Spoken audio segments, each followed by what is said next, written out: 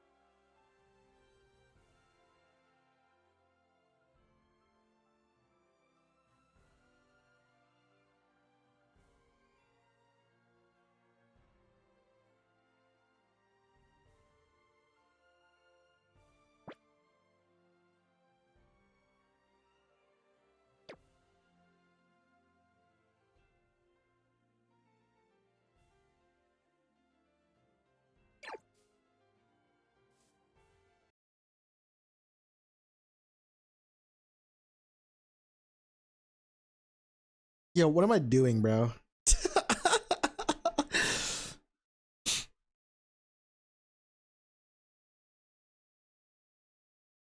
Oh shit! I mean, add.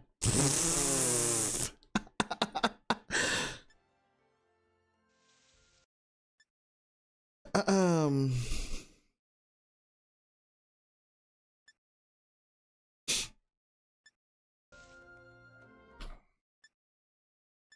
I'll lower the music just so that like the VOD gets it, but yeah. Wow.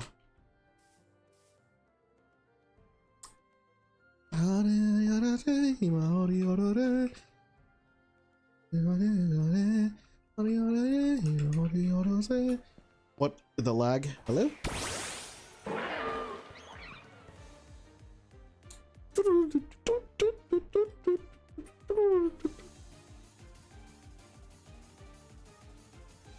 Oh, so I'm.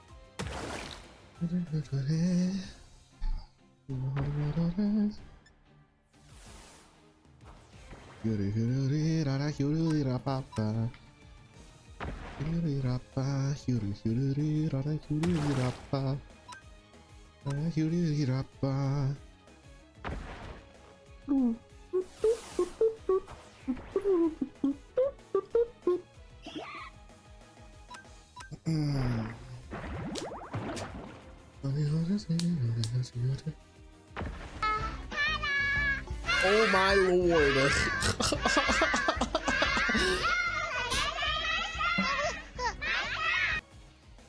Hello. Hello. Hi. Hello, JCaz viewers. What do you guys call it? The Gooners?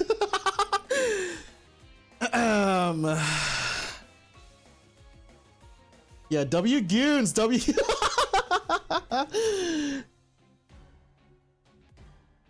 Here, Jay, you can have VIP. There you go.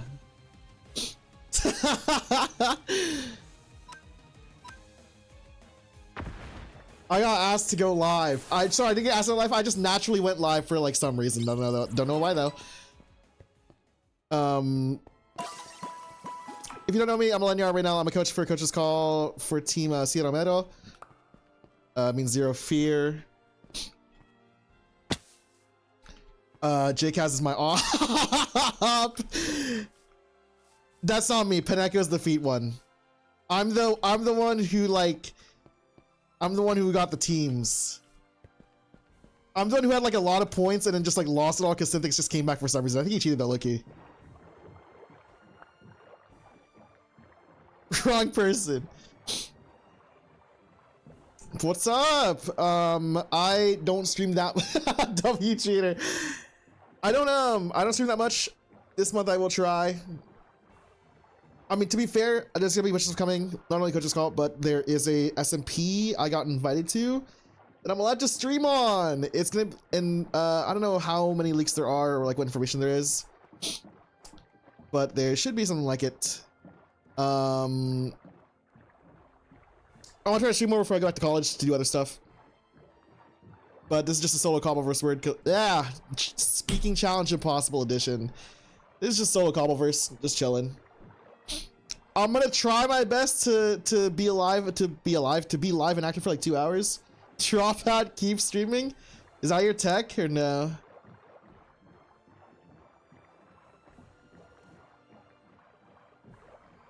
Gooner SMP? Don't know. I'll learn if it is. Might be the meta. Oh, but yeah, last time I played Cobbleverse, I was looking for a water stone and I found it so I could locate Misty's gym. And I located Misty's gym without needing it anyways. So like, I'll go fuck myself. But the goal is, let's see, have it? Goal is we're completing this.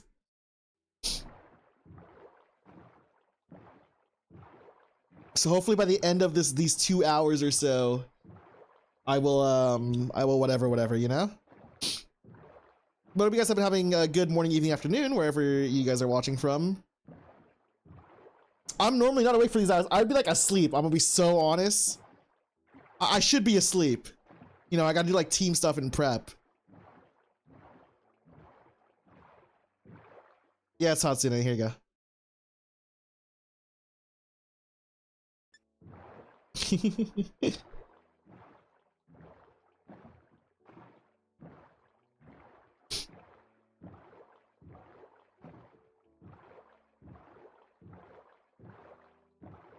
Oh yeah, so we found this gym. Yeah, I'm gonna do this while we're here. Hello? If you don't know me as much, I'll let you guys know right now. I started off, I actually started off as a Minecraft, I'm still waiting for my Wingstop. I started off as a Minecraft streamer, just to let everyone know. Like I was, why do I have a compass, bro? GG?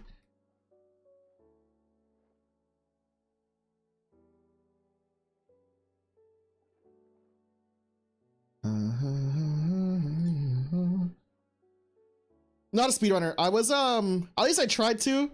My PB is like an hour or two. This is back before Bastion routes and like what is it called? Zero cycles and stuff like that. If you ask me to zero cycle, I would flop like a fish everywhere. I will have a house. Look at this shit. Hold on. Where is it? Is it this one? Shit is beyond full. I'm actually just like claiming this home.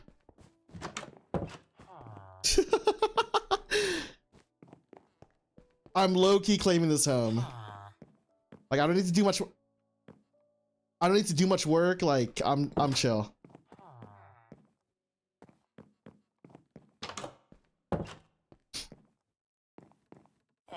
Keep cracking your walls, GG. Well, actually, I do need to make some chests though. I think there's chests down here, so I'll just like, this is my storage. I'll do this.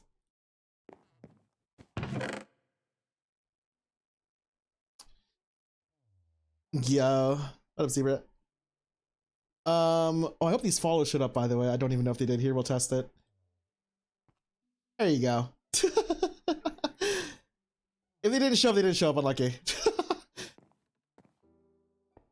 Okay, they're showing up. That's fire. Oh, no, no.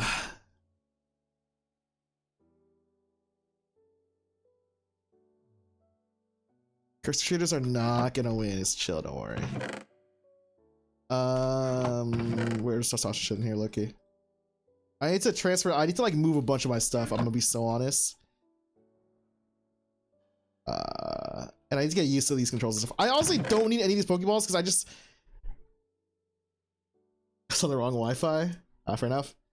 Reading about it, those games don't count anymore, you know?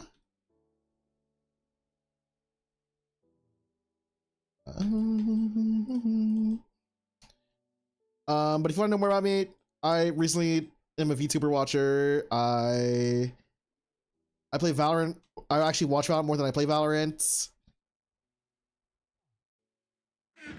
And I don't stream as much as I probably should.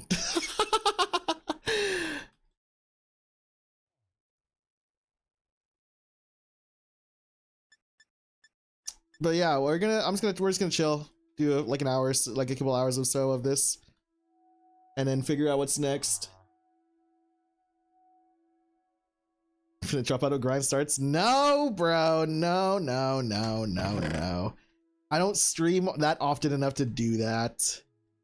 Okay, to be fair though, I have unintentionally taken like a gap. I'm going back though. Unironically, I am going back though. I didn't like the degree I was going for, so I'm on the Lokes going for a new degree. Cause you will start soon. God, you gassed me up a little too much. I don't know why I keep collecting Pokeballs. Dude, I just like get my hands dirty on everything, bro.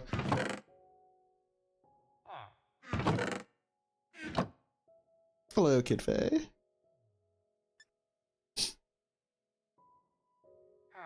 I mean, I will be grinding for this like this month, basically.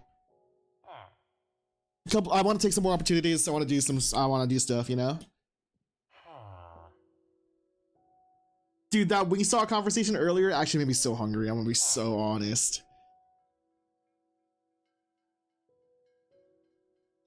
Let me put on I need to put a different song.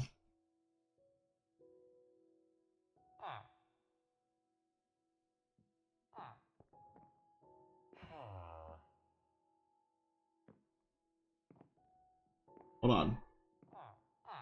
I have a question. Just don't know. So like just a quick question. So oh my god, where's my monitor? So like what is this emote?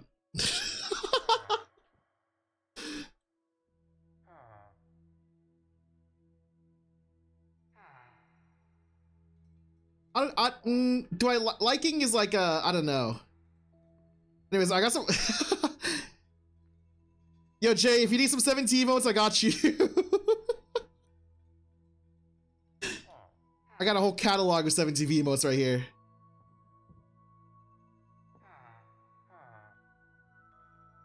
Oh, this was my favorite. I forgot I had that.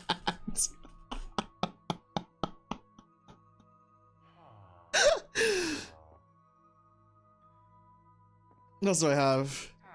Oh yeah, I got these, bro. Wait, these are fire, low-key. This is my favorite.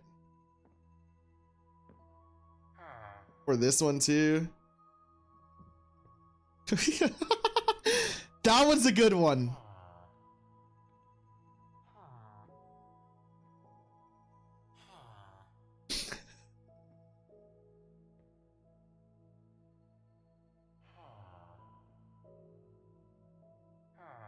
I got a lot of them.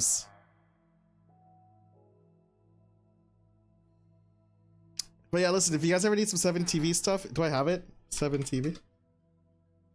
There you go.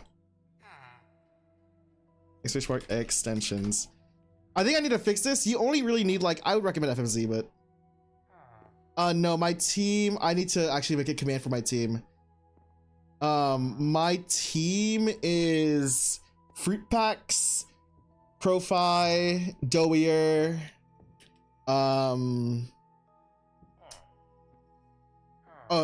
Shy Guy, and Kiki. Smile.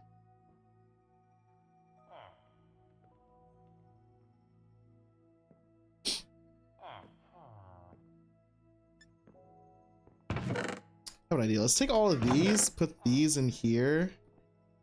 I wish this is the smart whatever it's called.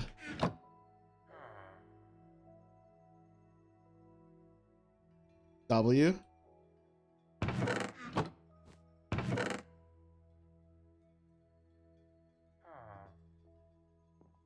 Okay, yeah, it's showtime.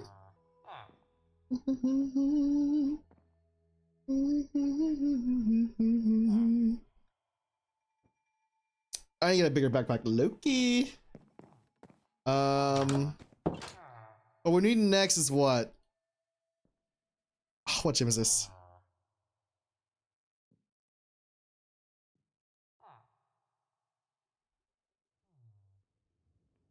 Alt click, thank you.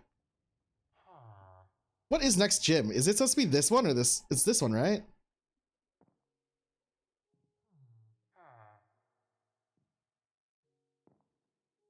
I've like forgotten Pokemon.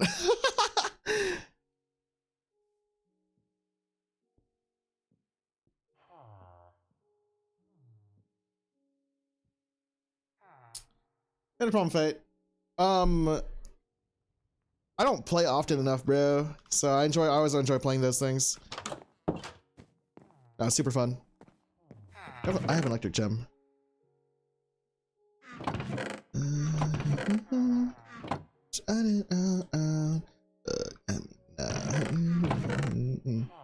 Green wool.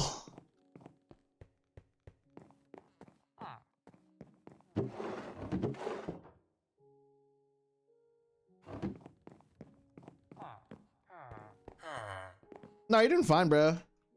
I was watching you playing scrims earlier too. You were frying, low-key. Your flashes were really good.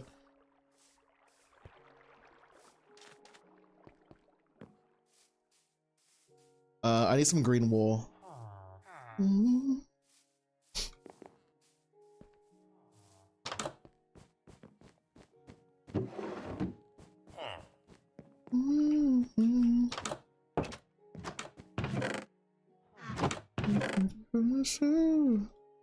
Yeah.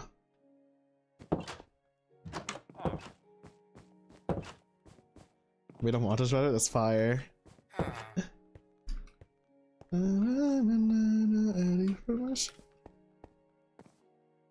know what I need to do? Hold on. Let me do this. Also, I'm gonna be so honest. I actually don't like regularly play on I don't regularly play on shaders. It's not that I'm not a fan of them. I actually just don't really play shaders. We'll play with shaders.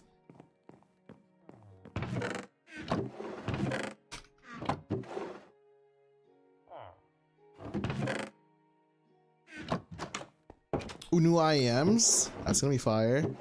I ordered a mouse pad or a glass pad, and that comes in on Friday. It'll be my first time on glass. What is dying? What the fuck just died? All right, now that's fire.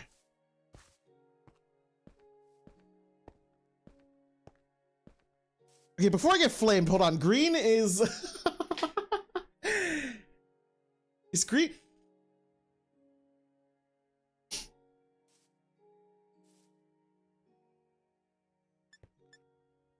But I can only smelt it. Are we honest? Wait.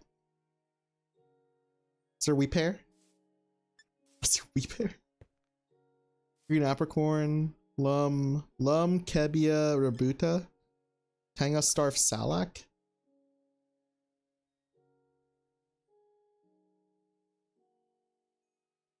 I mean, I have green apricorns, I'm pretty sure. I just need one more thing of wool.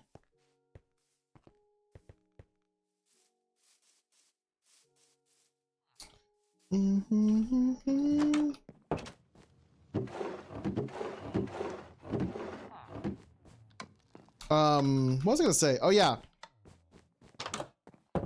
So before playing Valorant, I was CS:GO player, and then I what's it called? The only thing I can stream on my the only thing I can stream on my old PC on my old setup was Bed Wars on Minecraft.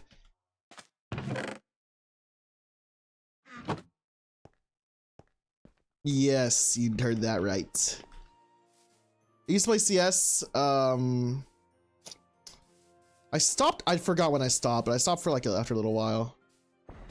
I peaked. What did I just hear? I peaked MG2. Sorry.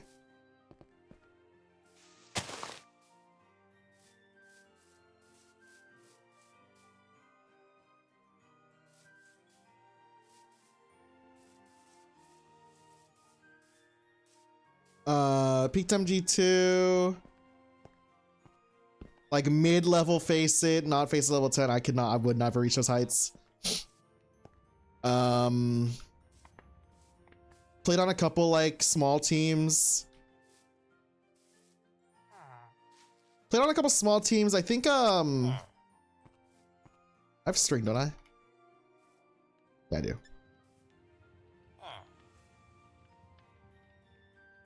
Nothing too crazy. And then I would just like, the only thing I could stream on my PC was just not Valorant, was like Minecraft. So I just play Minecraft.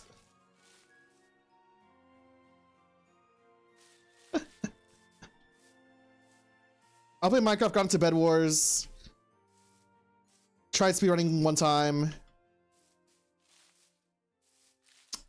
I mean, I watch MCSR and stuff like that, but for anyone who follows Minecraft, at least I've watched some MCSR. I think I want to get into it. I just don't want to. That's just so much to learn. I just don't think I have the capacity for that. I want to get into Overwatch Ranked. I want to get into Apex. CS kind of fun. I think CS is fun. Okay, in my opinion, I'm having fun with CS because like I have no stakes in it anymore. I'm not looking to like get amazingly good at it. Like here, I can show. Yeah, let's see if I can show this.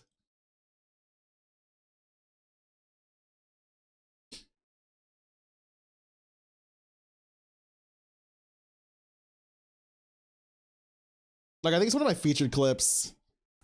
I'll open browser for this. Like I think it's one of my featured. Oh my god, hello. Hi Sarah. Here. I'll show this. All featured only. Like I think it's fun when I have no stakes. Yeah. Yeah, that's okay, I'll just hold that shit. Shit's easy. This shit is easy. Nading that shit. Mauling that shit. Checking mid and shit. Like I'm not like, I don't know any smokes anymore. I don't know anything anymore. I can shoot my gun though. Let's see right here, I think. Oh, that's.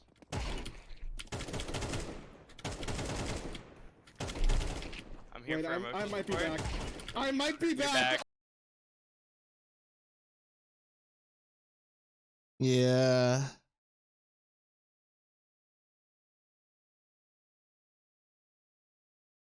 Like if someone asked me a lineup, I don't got you. But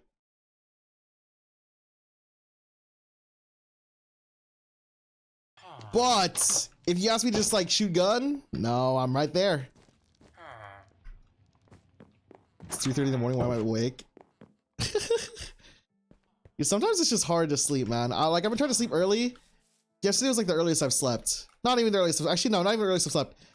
Yesterday was the earliest I've woken up.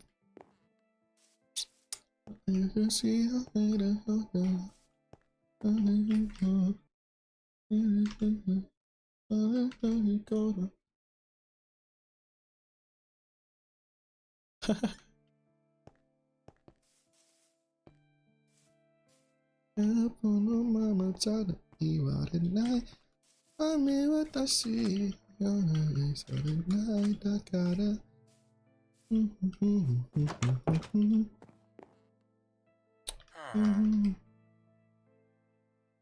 yeah, you guys learn about my keybinds.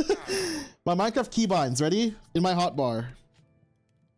I got my Fozzie, but here I am. Welcome, welcome. This is the DGen hours. Actually, DGen hours for you. It's like, it's only like 12:30 for me. All right, ready? So my keybinds used to be 1, 2, 3, 4, Q, E, R. Right? So Q is my middle, like my 5th slot. E is my 7th slot. R is my 9.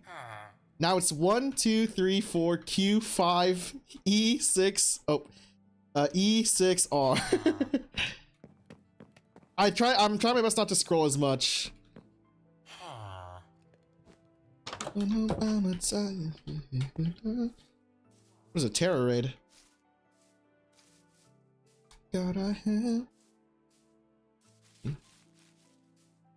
I also didn't learn, or I also not didn't learn. I just learned about how like that's right here. I learned that they like the mod like removes hostile mobs and stuff, and just mobs in general. So it's just playing Pokemon but in a Minecraft world. I thought it's pretty cool. I just didn't. Wow! What the fuck?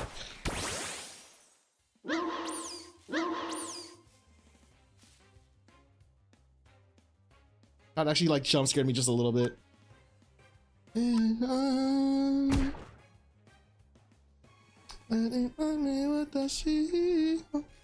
have keybinds for... yeah. It used to be... I think Z's my smoke, X was my flash. I think C was my molly or nade. It wasn't both, it was at least one of them though.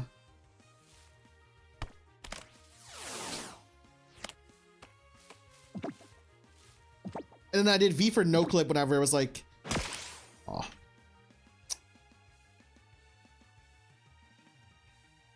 Can I do this? Is it immune? I think it's immune, no? No, ghost, wait. Is it immune? I just forgot. I'll check. It's immune, okay.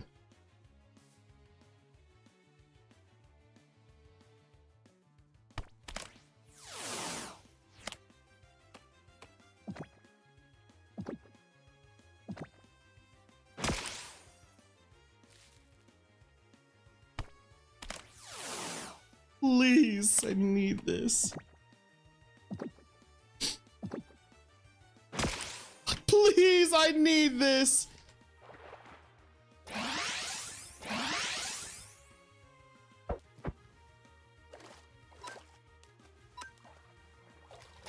No.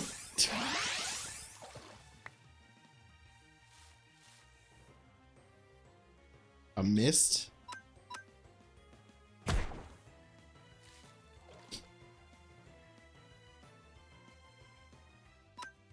Bro, I need to sit so bad.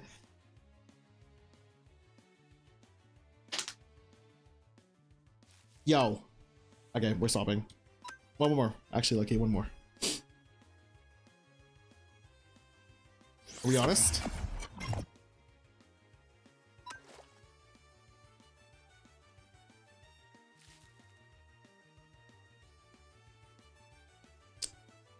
Okay, if I...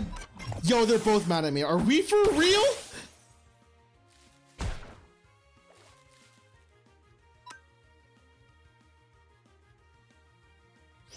Rock blast. Bang.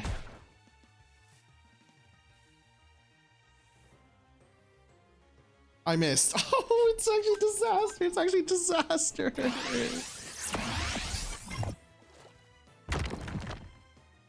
And it died, and it died. I just don't care anymore. I actually just don't care anymore.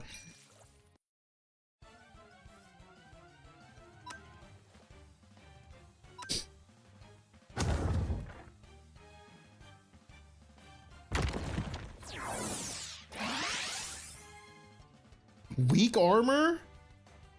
No, I'm pressed. I'm low-key pressed.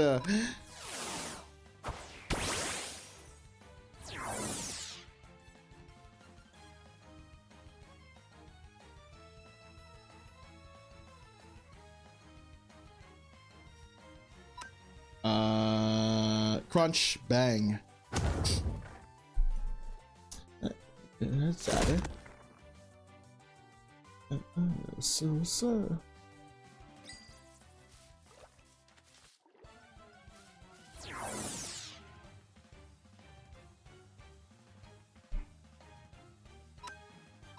I think this works, right? Super effective.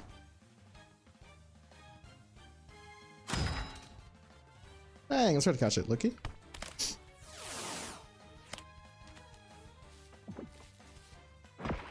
Okay.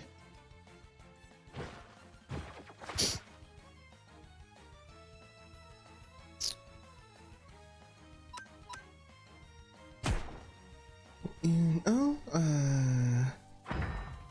bang. So. Is that a miracle seed? W.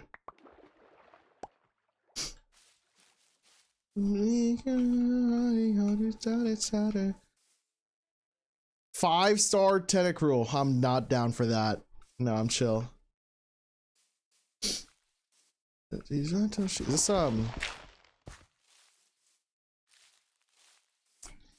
I need to. We can make the gym locator. That's what I wanted to do. Next gym.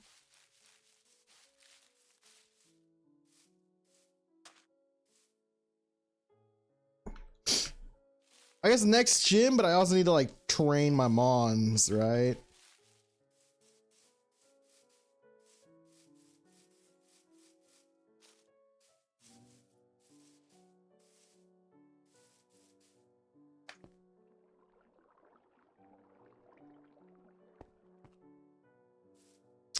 I want to get a flying mon at some point, I think, to replace my Luna.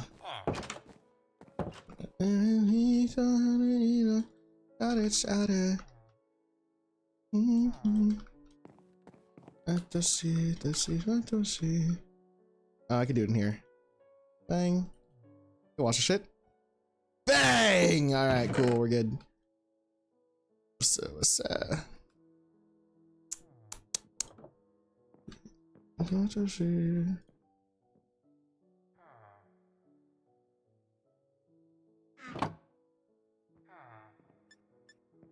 Dun, dun, bum, bum, bum, bum, bum.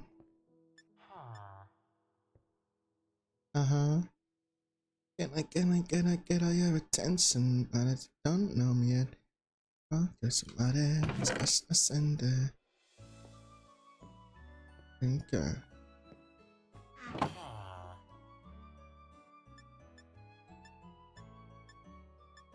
Ice cold in my body.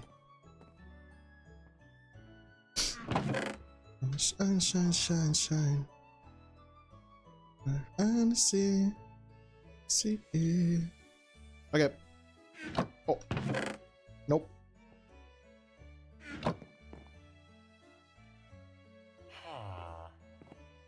Oh, cartography table? There's one here, right? I need a map.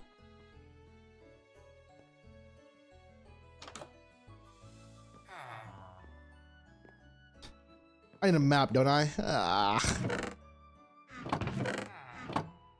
I see an empty one? And I'm enough focus. Yeah, paper and a compass.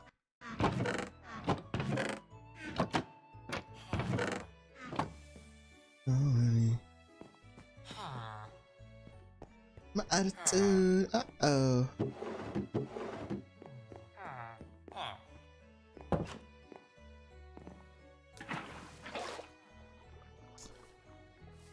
There should be sugarcane this way.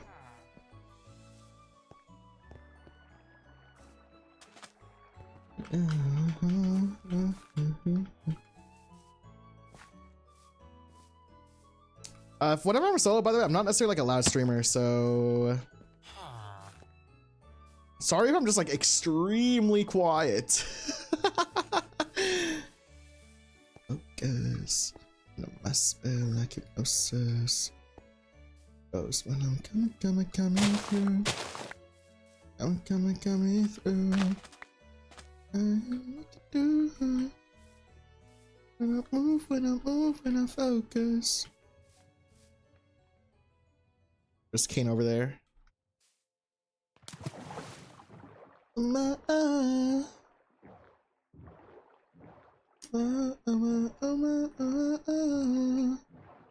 my mind. Right now.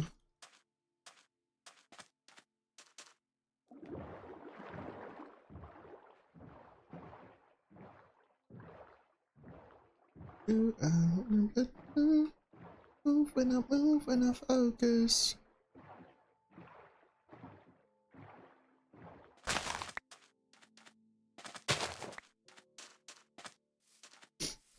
Break my focus.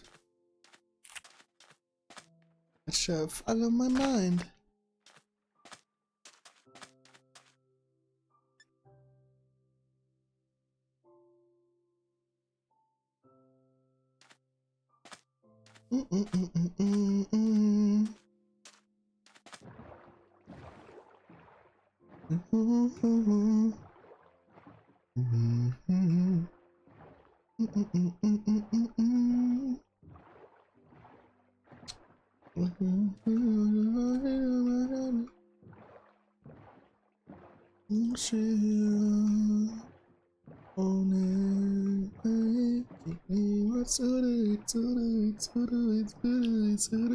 All that more. I'm not in on a good day. It's at the eyes.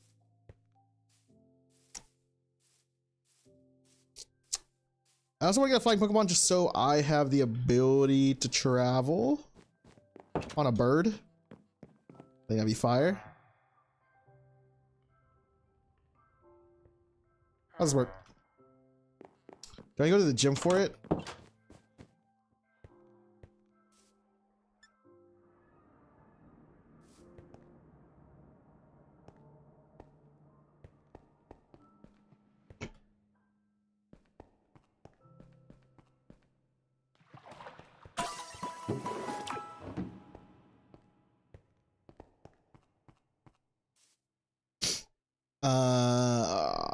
Paniolaton, I think is where it's.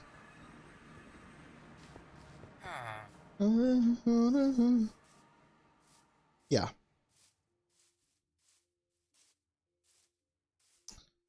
So the reason why my backpack is full is gonna be right here. I need to move everything from here to what would be my new home. There's that big village from earlier. Howie? Get there.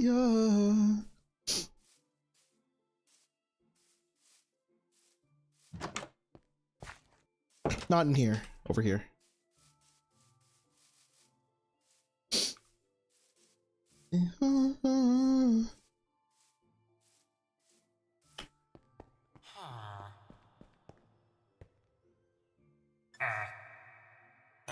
That's about right. I need to go northeast. Oh, I should have. No.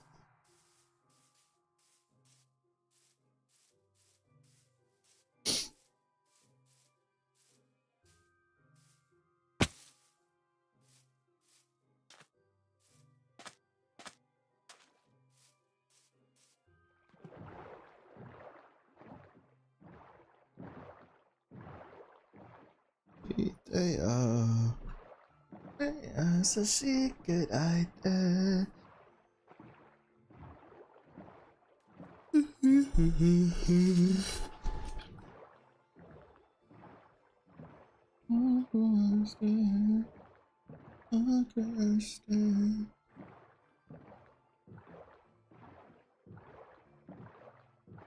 I just start streaming ranked again, Loki? I really don't want to. Oh my god! Level 37, yeah, I'll try to catch you. Okay, so wrong Mon, but maybe this works out. Smackdown. So I may have just killed it incidentally.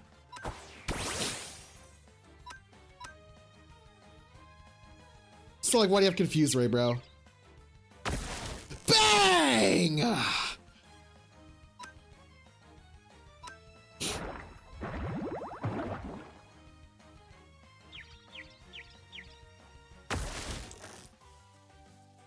Okay. One more Thunder Punch, no crit.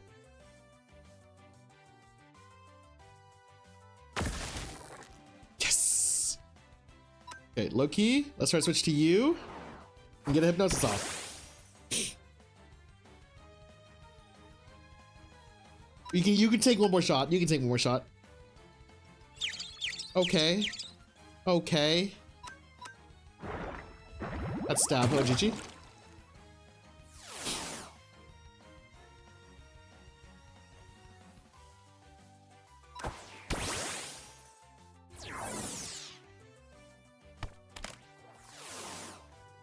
Wait, I can't flee like this.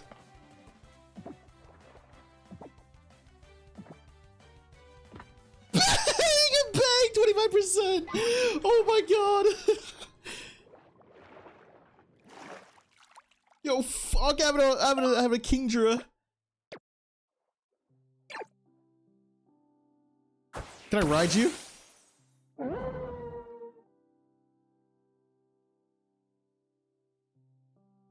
I can't? I can. Yippee!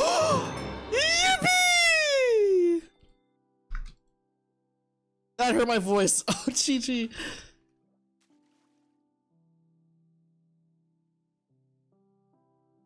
How do I get off?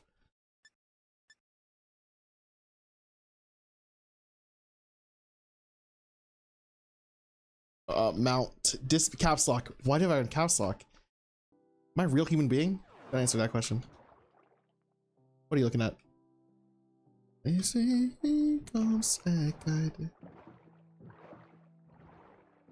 a kill a watch roll? Is that what it's called?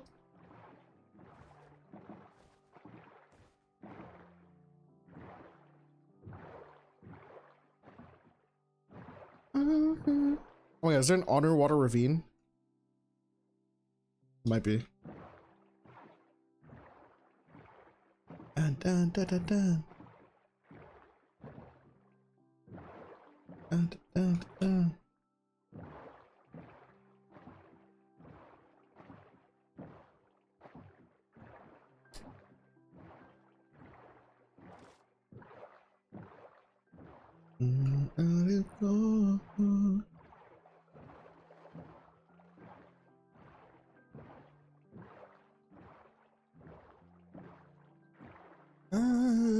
나를 찾으면 소리다된 네가 가끔내 이따투다 느끼는 트.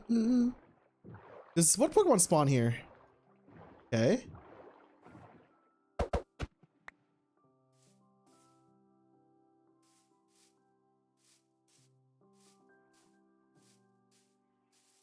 Sounds like anything spawn here. I didn't mean to do that. For Meowth. Dun, dun, dun, dun. Iris. Is that a fungus? Wait. No. I think my team's good enough as it is. Oh my god, is this a Mushroom Miltank? Level 40? Be for real with me. Oh my god. Okay, maybe not. Let's just run. Let's get out of here.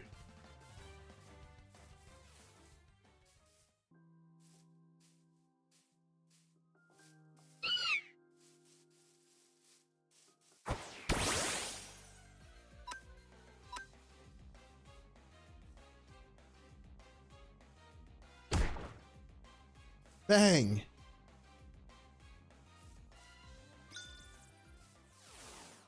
Mate. Let's see what's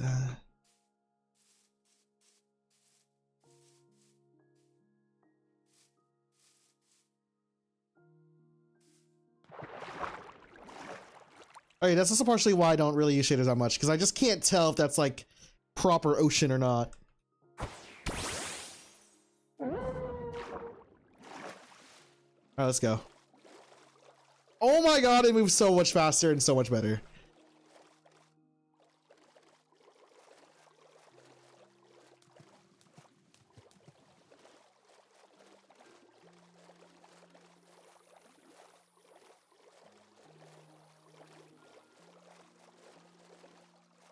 Oh my god. This is so good for me.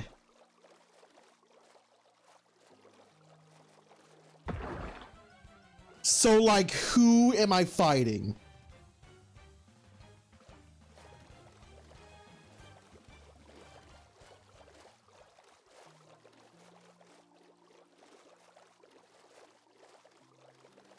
Sharpedo? Sounds called shark. Is it called Sharpedo?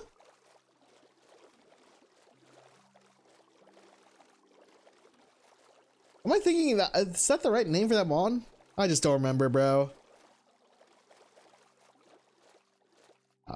It's not Malamar?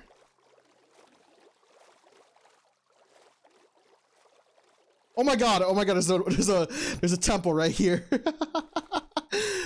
There's an Aquapolis. Right here, there it is. I'll put a waypoint. Waypoint. Aquapolis. Was it called again? Ocean Monument? Yeah, it's one of them's.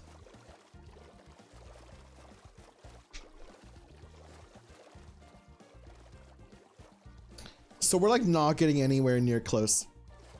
We're not getting anywhere near closer to this place, to Surge's gym. If I'm being frank, and an ocean.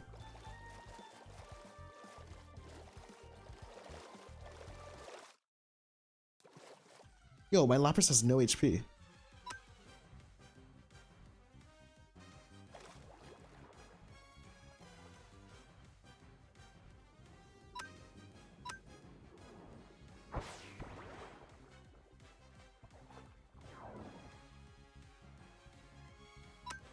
Thunder Punch.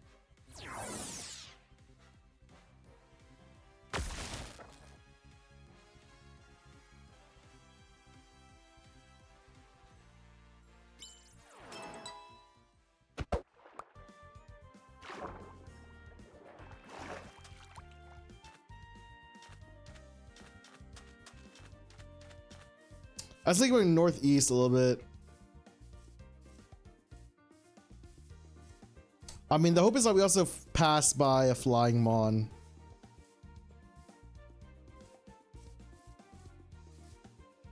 I think I want a Staraptor. I want to try to avoid type overlaps. Yes, the Basculin's angry at me.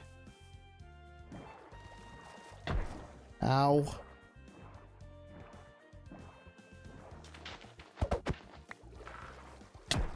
Ow. It's going in the fucking... Fine.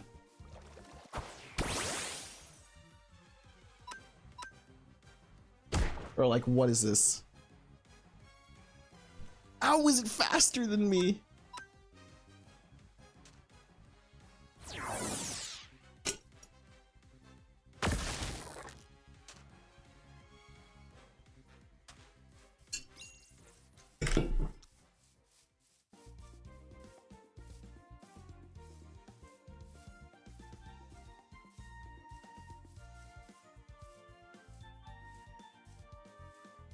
Is that lava? It is. Ooh, an Elekid.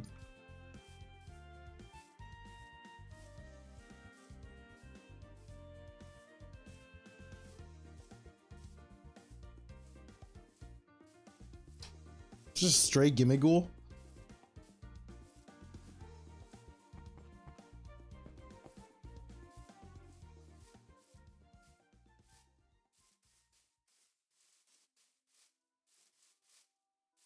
Oh, there's another tower for the Gimmighoul.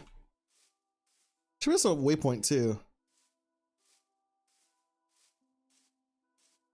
There's a ruined portal over there. Oh, lava pool.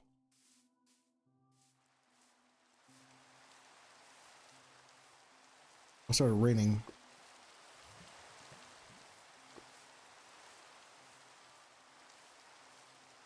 Is there a terror raid too? What is this? Oh my god, there's a well? There's a well, an RP, a terror raid over here. That's another lava pool. And a Gimmigal tower standing on top of, like, what is this?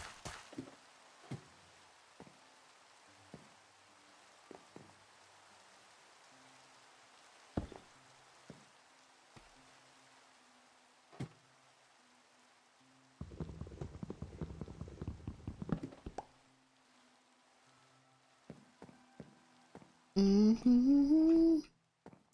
So there should be a waystone on top of here, right?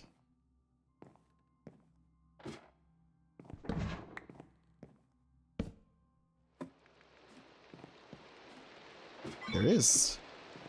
Let's do this. Coney City.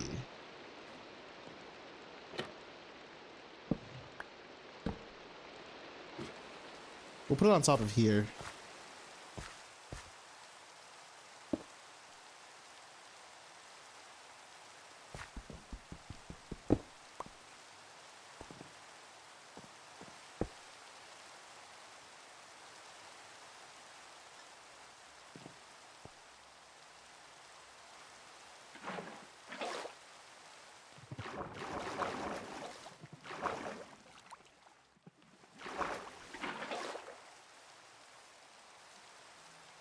There's so much here, bro.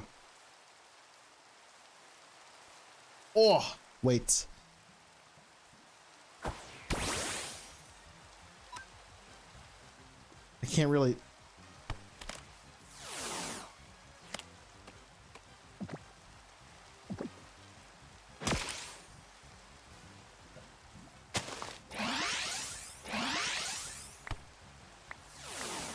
Sorry.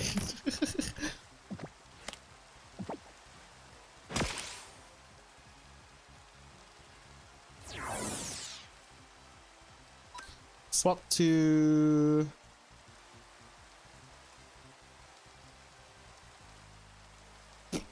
probably Muna.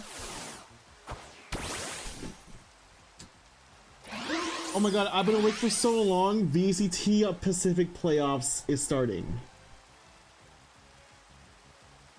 Are we being so honest? Are we being so honest?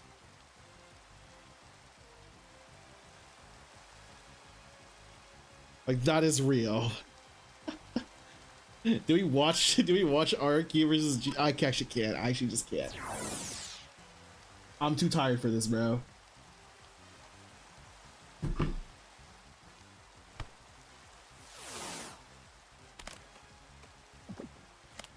Like, I could totally watch RQ versus G right now. Are we honest?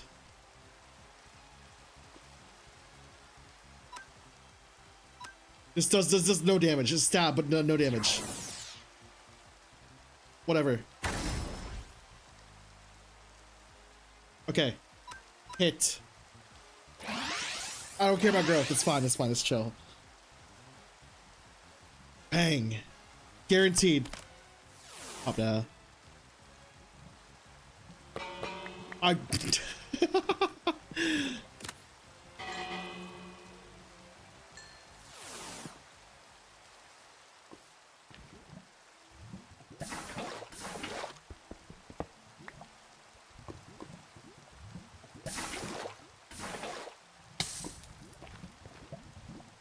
That one Marlon clip where he's like, I'm dying.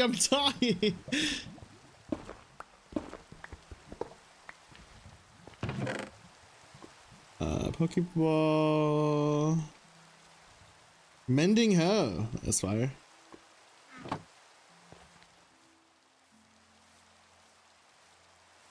another raid here. Let's see if it's chill.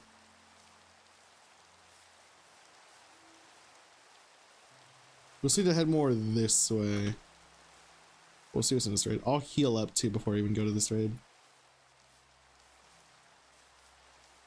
With Blastoise. Okay. We can try it.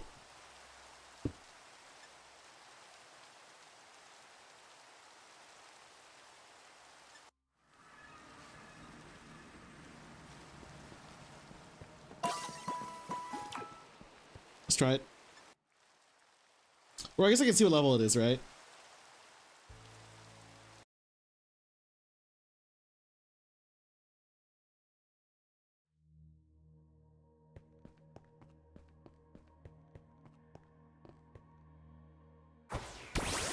Oh.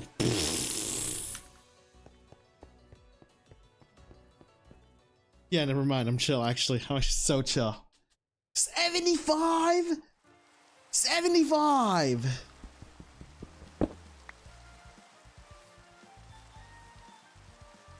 Whoa, whoa, whoa, whoa, whoa, whoa, whoa, whoa, whoa.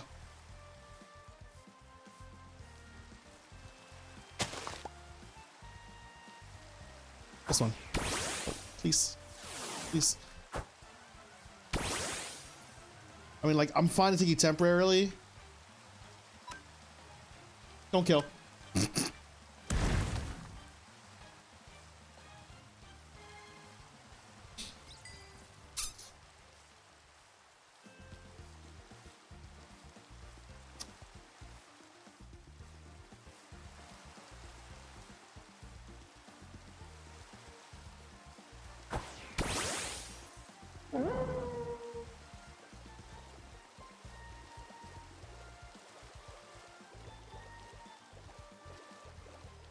There's something over here.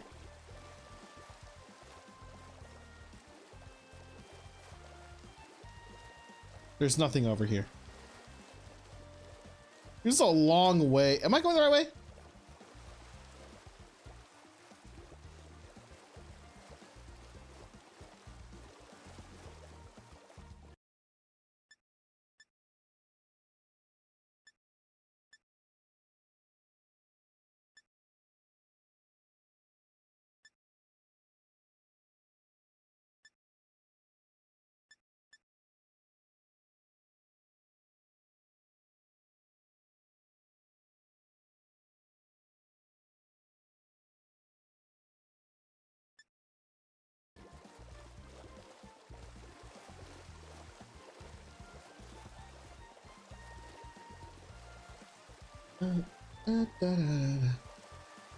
Oh my god. Is this it? No, it's not a Brock's gym, is it?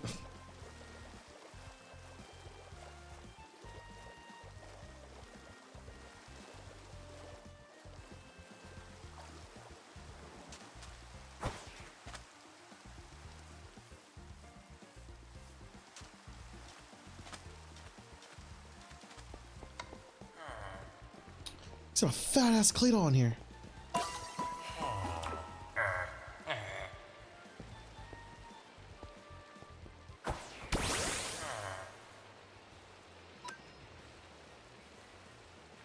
Yo, first of all, wrong Mon. I mean, I can just forfeit this, I don't care.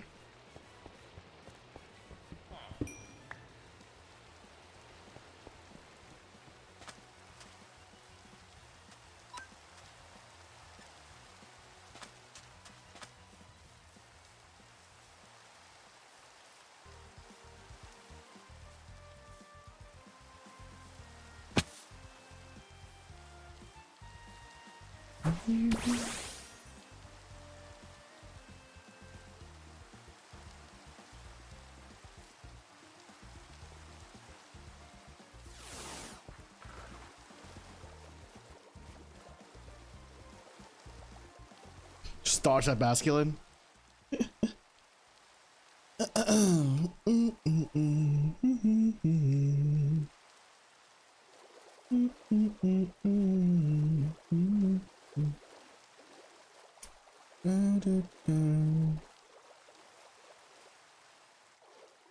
Wait, chat, I have an idea. Hold on.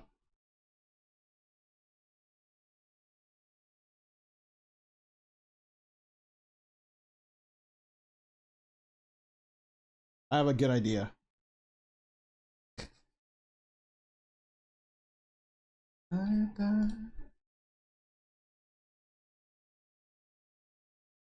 We can do this.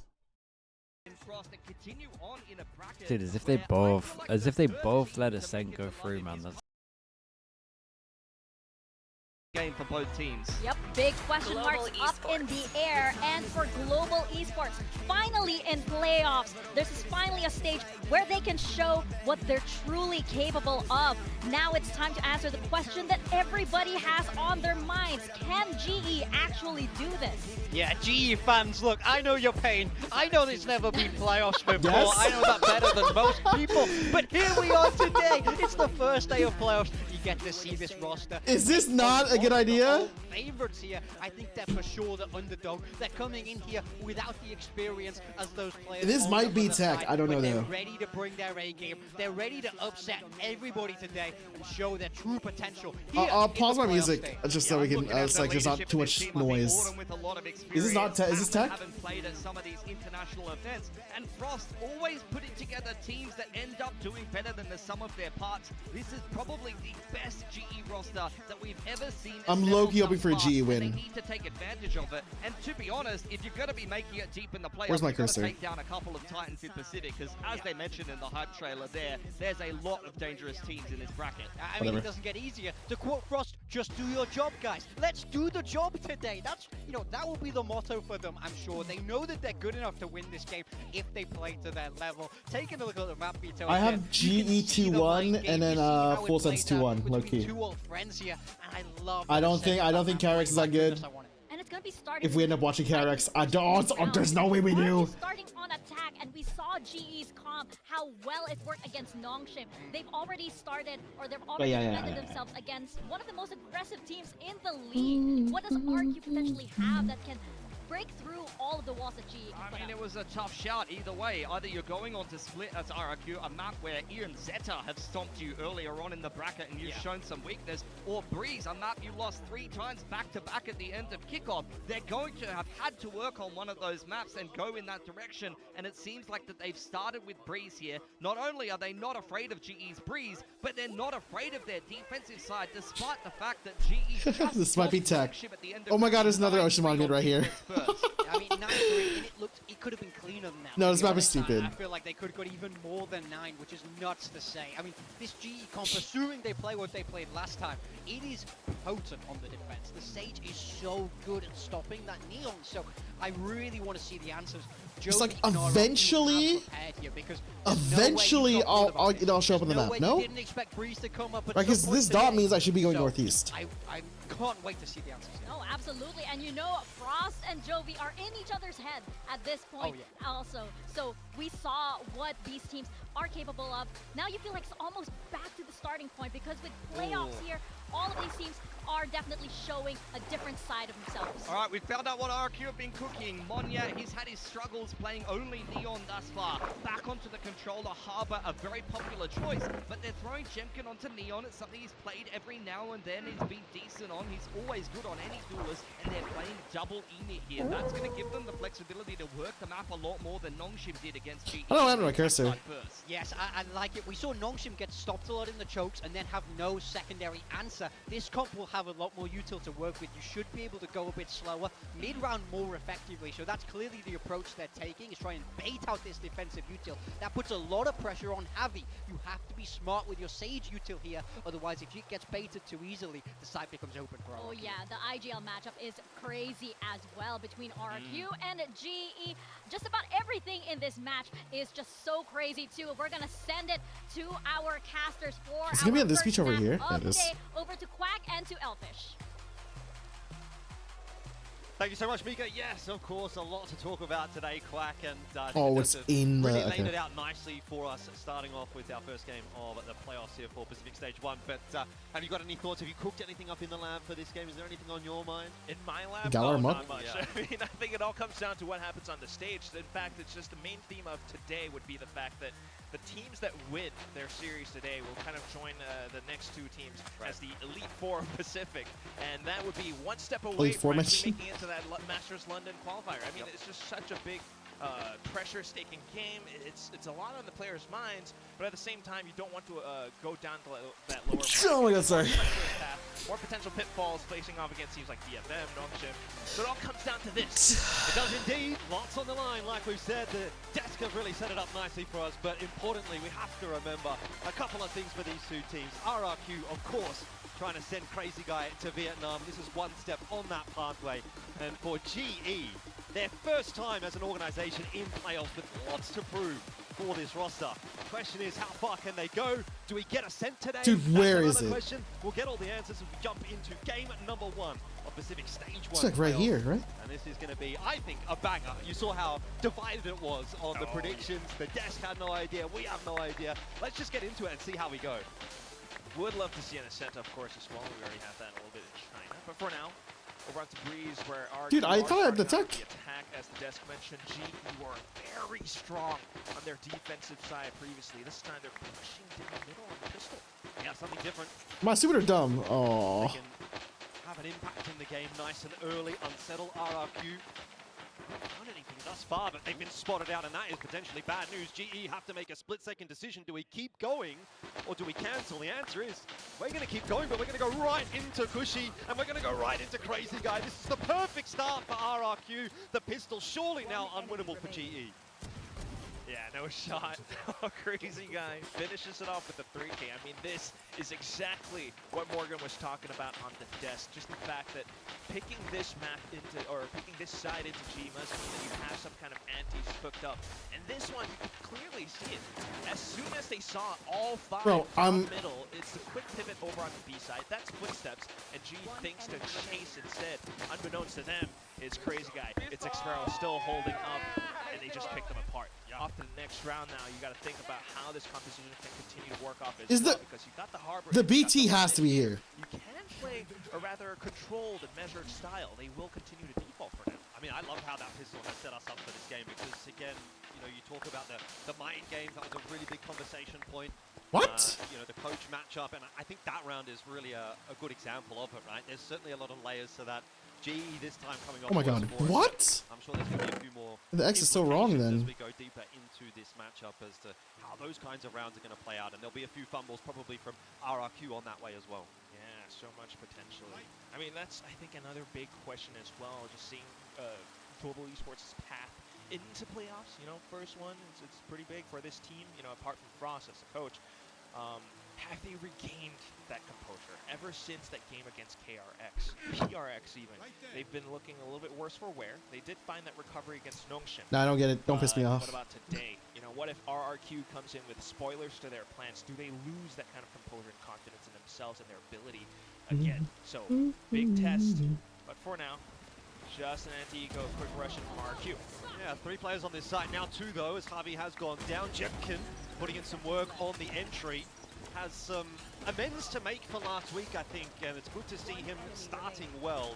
A pretty routine round out here for RRQ, but yeah, what I'm most keeping an eye on there is Jemkin just walking in, hitting a nice couple of shots, settling himself, feeling comfortable, because I really feel like he's been a big X factor or a big proponent of the success for RRQ in the past, and the fact that he just went completely... It's gotta keep going north until I reach this place. Oh, Newtown.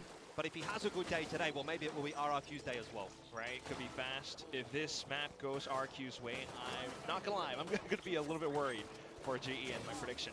But that aside, you're absolutely right. Jemkin was a little bit missing. He did find that recovery towards the end of the maps as well. Yeah. And that's just... Was this like a shopping center? Oh my god. With this guy.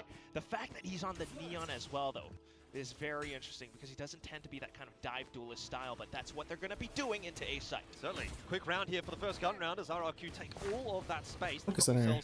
Let's find this first. Get that plant down early on in the piece. The question is now sending the direction of when a red apricorn tree is actually massive. They're waiting, of course, for Yudotan to come across. Numinia. Way through spawn, so things will probably slow down for the next, 5-10 seconds or so. Yeah, wait for the utility to go down, then start to find your picks. You've got them surrounded completely. Drone over the top, trying to figure out where RRQ have got this set up, and Yudotan very, very scared about pushing his way forward into A main. There's multiple players waiting for him there. Jemkin for one, but no more than that. GE looking for their response, and it is Swift.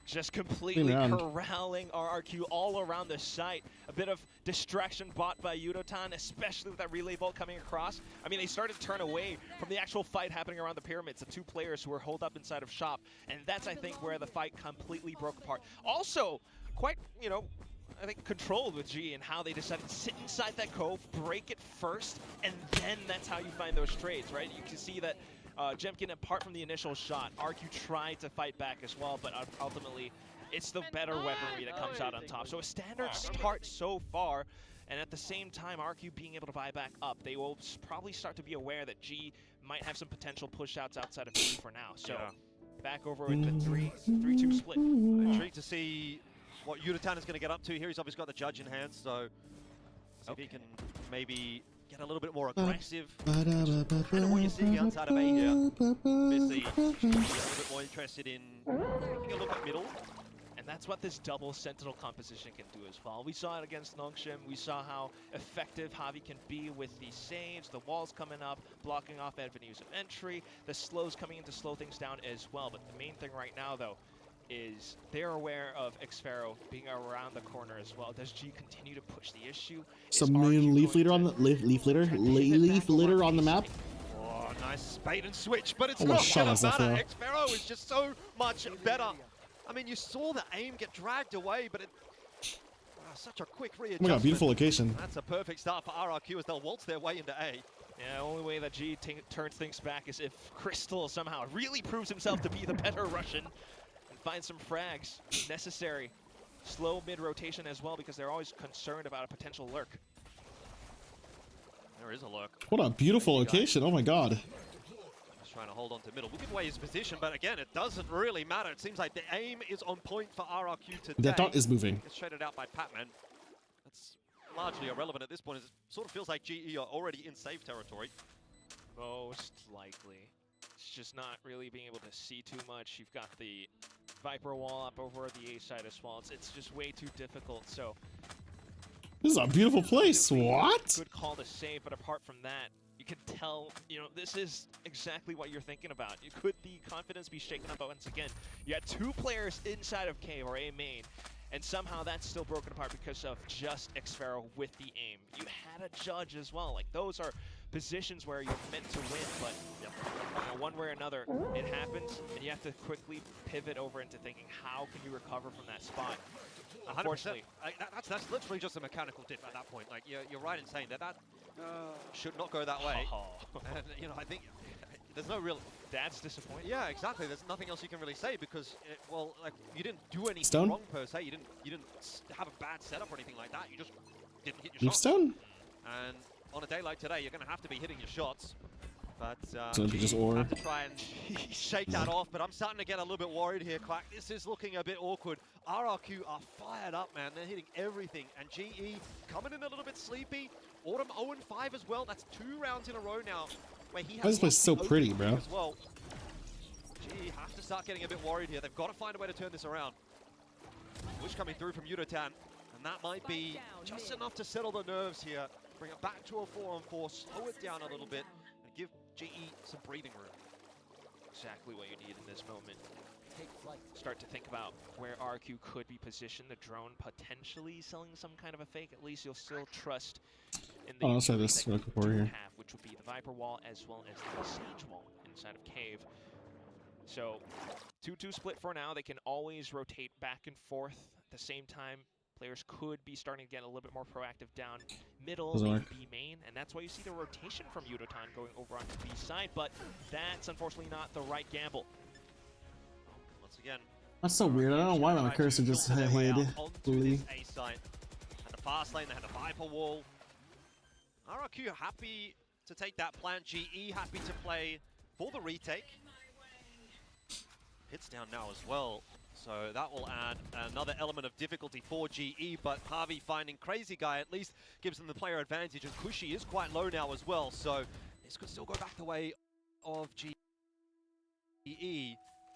Push their way into that pit. I mean, Yudotan pushes in somehow. That Yep, lead the charge. Kushi Still surviving for now. Orb goes up to try to slow things down. Jemkin again, he's on a bit of a heater. A triple for Jemkin in the round. It might just be enough to close it out. Poutman saves the day with the final shot through. And there is time for that defuse. GE will get themselves their second, but it is on a knife's edge DG to right lock now. in, bro. Yeah, not exactly the way that you want to start the round, but at least they still managed to stabilize towards the end. The Viper's pit, unfortunately, somehow became RQ's undoing. They all stayed inside of it, and unfortunately that's where, you know, Yudotan being that neon with a relay bolt starts to break things apart. Jemkin, they always had to pivot back and forth 90 degrees left and right, and it's always a tough shot to hit, especially when GE are this much in sync.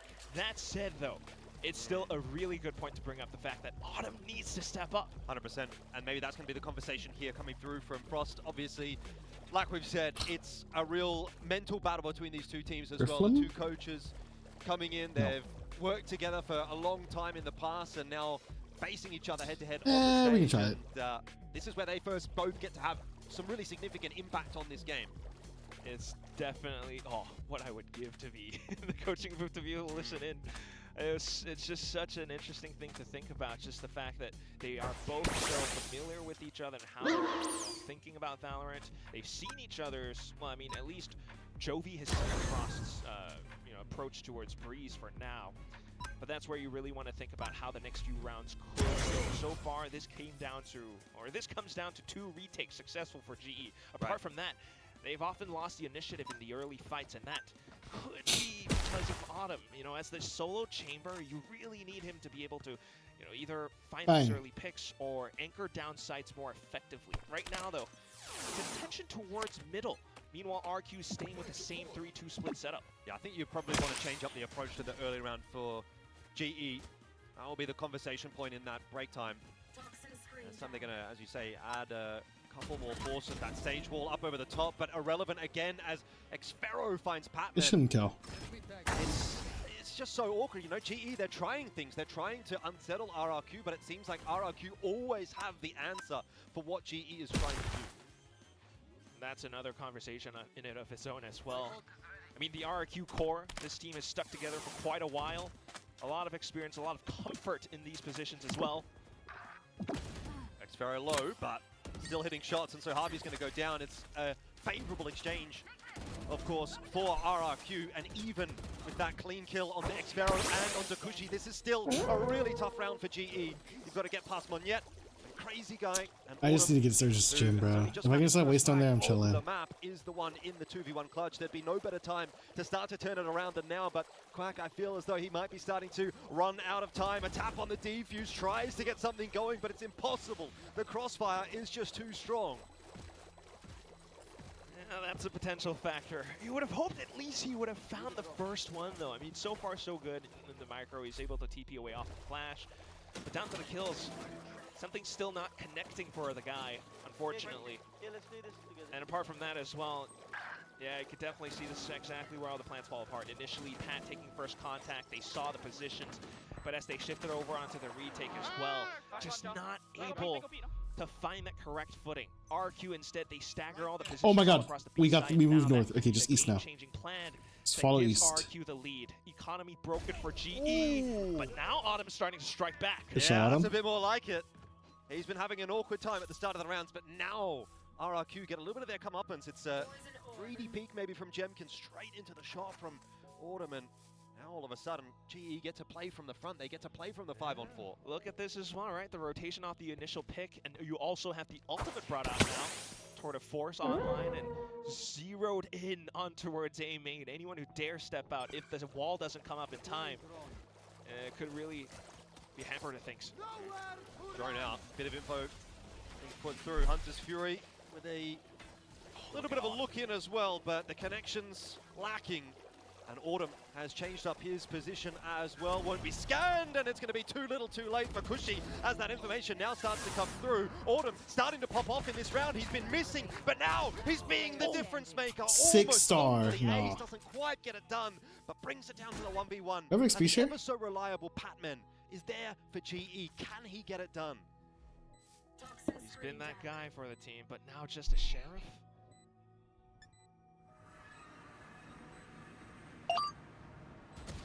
Doesn't quite manage to find it there. Xfero Patman cleans it up with the shot through, and GE, oh, they get through another round by the skin of their teeth. But if that's what it's going to take, Quack, a 4K from Autumn and then a 1v1 clutch, I'm still not holding my breath. Not entirely convincing now, is it? Still though, I mean, that star factor, you love to see it happen. Somehow picking up Vandal, going in for a sudden peek, and Xfero not able to react in time. But at the same moment, just thinking about how this entire round plays out, you have 2 walls, and that's the strength of the composition that RQ has brought into the fray as well. You've got a Viper wall initially, and maybe mentally confuse your opponents, but then the second deeper Harper wall comes up, and that allows for Crazy Guy to come in with a side flank, which unfortunately, brought the numbers back down a little bit more. For GE then, to once again try to get the right read, but the 0 points always tossing things apart. It's an A split now. Yeah, I wonder if RRQ is go fast here to try to unsettle things. It looks like that'll be the case. Jemkin instantly taken down on the trade, but RRQ very happy with the entry they get. It's a 2-for-1 into A. They get the plant down, and again, it's GE on the back foot. I mean, that just tells me, right? That's such a big read. You saw that Autumn was starting to op. Now you know he's going to be the next round. Let's just run it down. And they actually managed to find the successful trades. You've got Null Command propped up as well, and that's going to be GE a little bit slower to the party this time. Same approach from Yudotan to the back of A main, and it seems like Monyets are rare. Oh, I remember a straight kid on here in, somewhere. Yudotan gets the better of Monyet. So we're back into the 3-on-3, and it almost feels like Groundhog Day. They're retaking into a pit on the A site once again, and that was one of the rounds that GE won, but this time they don't have that much time to play with. Luckily, they've got Kushi out of the picture. It's a 1-for-1 now. Yudotan starting to come into his own. Xfero not able to pull it off. Defuse on, and it will be close, but Yudotan doesn't have it. Oh, RRQ wow. will take the round. GE just weren't able to put that one together quickly enough.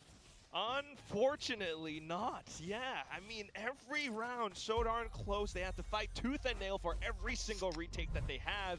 And this one comes down to time. They had the positions. Yudotan broke apart this A main hold with that relay bolt, which, kind of meant he had left to deal with the Viper Spit. So it all came down to how they actually timed their trades into it. And they actually managed to find the frags necessary, but just down to that defuse, man. Oh my goodness. Once again, you have to think about economy, and once more, GE is broke. They dumped the pit into A main, but the hit's going to B. Yeah, RRQ once again looking to try and play this one quickly. I don't know why my Mascus isn't showing up. Figured out maybe that's going to be the recipe Still for success, at least in the middle stages of this half. Patman, the only player with a rifle in this round, and of course, like you said, he pulls the pit out in A main, so doesn't have that in the back pocket anymore either. This is a very tough retake for GE. Trying to go in as a full pistol train. Perhaps buy the attention away from Patman to find a flank. Kushi was spotted out here as well, I think. They are aware of his position, so they're going to try and clear him out as well. Going together, that's nice. But again, time will be a real factor, and I think Patman is going to have to come up with the goods. He comes in from that flank and opens it up. Now it's down to a 1v2. They've just got to find Monyet. Crystal's on the defuse. He had no idea, but Patman again gets the kill. Unfortunately, no time. GE are just getting so close, yet so far. And that is 6-3 for RRQ, and this half is really starting to look quite dominant. I know. I mean, this is already quite the turnaround from last week's Breeze defense side against Nongshim. They actually ended up in a successful 9-3.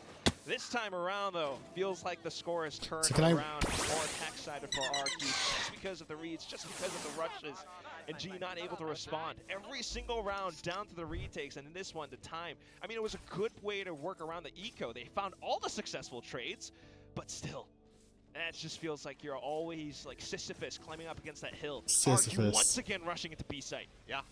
Yeah, they've really cracked the code, it would seem like. These fast plays is exactly what they've gone for. 3 rounds in a row, and once again, they're straight on into B. The defense is elsewhere. I ran past it. There's Fury pulled out to try and slow things down, but it's not really going to matter. Patman is all over it. The 3-4K from Patman.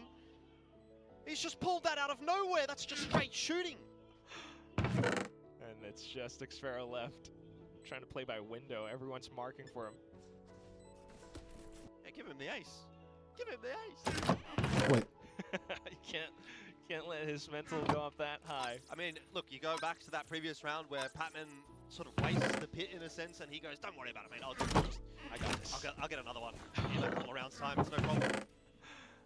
can't believe that this is how they actually make it work. You know, you have the Hunter's Rear. That's a quick way to, you know, find that entry back in. But Pat taking the confidence to just push all the way down back site, something that I think RQ was not expecting at all. And that's going to be another one to add to the montage. There's already a YouTube compilation of Pat being that difference maker for G, 9-minute compilation. Dude, he has been insane this season, and once again delivering 13 and 4 in this half. And then Honeycomb in Skull. It'll only get better for Patman, I imagine. A real good chance. Not as fire. RQ, I gotta say, they're also employing a very different approach to how they normally go. A little bit more slow and methodical. This time around, rushing back and forth, but taking things slow. Economy's not quite there. So just trying to do a little bit more scouting, some recon work. GE, though, I mean, the positions, this is what worked out for them so well. This time, however, it's Javi on a wall perched up on top of a pyramid. So that's another thing that maybe Can I get RQ an won't apricorn expect, sapling, but then again, please? they might not really walk into it. The main thing to watch out for here would be the setup around B side. There it is, thank Autumn you. And Pat. Yeah, Drone will have spotted it now anyway. Cushy heading back over to B. It's going to be another B hit. RRQ have been successful getting in, but this time they run straight into Patman. Once again, it seems like the door is closed. Patman is just doing it all by himself at the moment for GE. Eventually, he's overrun. Take coming through here from Harvey, and that is an unexpected Copper. position for Crystal. So all of a sudden, it's maybe falling apart. GE with Udotan still alive. A lot of recon available for Cushy as well, though. Udo has to be really quick to break utility or reposition around. Spikes out in no man's land. 13 seconds here, Clark. I'm not sure he's going to be able to do it. Has to win the duel and can't. Udotan saves the day for GE, and they are really just hanging on by the slivers of their fingers in a lot of these rounds. But you're kind of starting to get to that pass score mark, right? They're getting at least something in this first half. Yeah, at least 6-6, not too bad. You know, you kind of think about how the attack side could go, working against a double controller on the up here? defensive. But apart from that, you really have to worry for GE. This is another round again where Autumn has failed to be that anchor for the B side. He was alongside Pat. Pat actually had the snake bite to kind of try and delay or slow things down, finds the opening frag against pistols. Maybe it's the mobility, but Autumn was not able to land a shot, so a bit more support this time. It's Crystal on B site, but ooh, big execute coming across.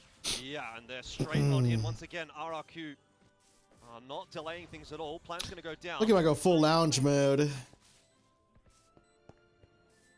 Now just a bit of settling down, waiting for the wall to come across, while Javi tries to set up some kind of a flank.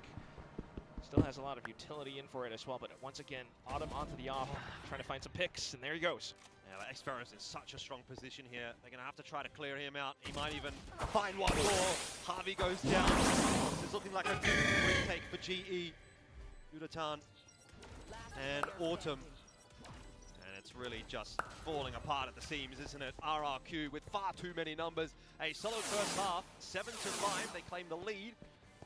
GE, did they do enough? They got enough, do you reckon? I mean, that's still something. It's a base platform to build off of, but they're going to need to have a pretty damn good second half here.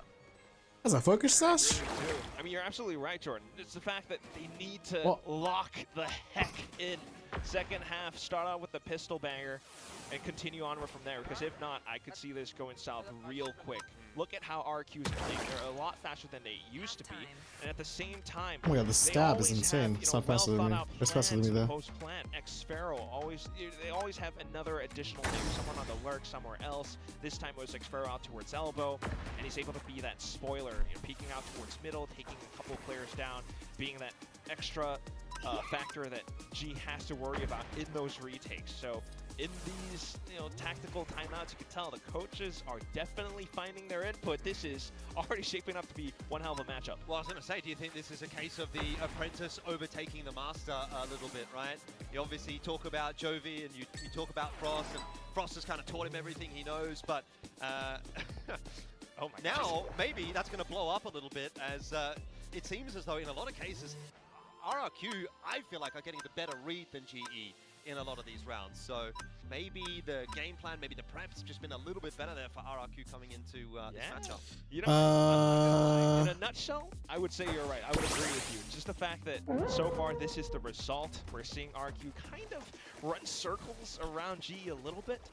But there's still, you know, a lot more to go. This one comes down to the Antis just having watched a lot of GE's rounds on defense against Northern last week. So really, still could be anyone's game. It all comes down to this pistol now for this first map, though, as GE onto the attack decide to go for 4-1 split. Is that another ocean monument? Oh my god. Here for GE, and they have very much been spotted out, so that's going to prompt the rotate quickly here for RRQ. Crazy guy had too many targets to try to shoot at. Javi and Yuratan getting low, but of course you can see Yuratan popping the heal. Patman in for one is not quite enough to get us too excited just yet. That's bad news for GE. That's gone down though, and I was gonna go east for like the longest time, so I missed East Gym. that's right. Double Works sentinel. for me. You know, they're starting to slow things down. They're starting to set up as well. They should, but you got to worry about Jemkin now, who's on a slight flank. RRQ definitely taking their time about this. Jemkin, he's got a few players, too many to handle. There's just nothing you can do in a situation like that one. Expero's hit by the shock dart. I don't think this one's coming together at all for RRQ, but that's a good kill. Trouble is, the post plant is just so strong. And that shock dart is also going to be Ripped pretty heel. powerful with the positioning of the plant. Some good kills coming through from Cushy. Is it enough, though? The question I ask, the defuse, of course, is well and truly not going to happen, but that was close to being exciting. Yeah, well, I also say it's pretty it's exciting. good shots. Oh my it's good shots. god. You're farming up the ulti a little bit quicker, you know, that's something, right? How is it that G weren't landing those shots, though? I mean, the peaks and the coordination to go for these, you know, little Yeah, fuck it, trades bro. where you can, you know, potentially set up for trades is pretty sick. But down to this one, like, come on! What the hell? At least they're having a good time with it. All right. I think to the next round, I mean, this is where you can already start to see, you know, potential warning thank you. signs. You always want to worry about where crazy. He should be guys faster than can everything get else. 0 points, and that's what this composition can do as well. You land it just right, you could potentially spoil a lot of executes against Neons. Yeah, perfect. Not to mention the harbor walls and slows. Well, G have well and truly been pushed back from A main.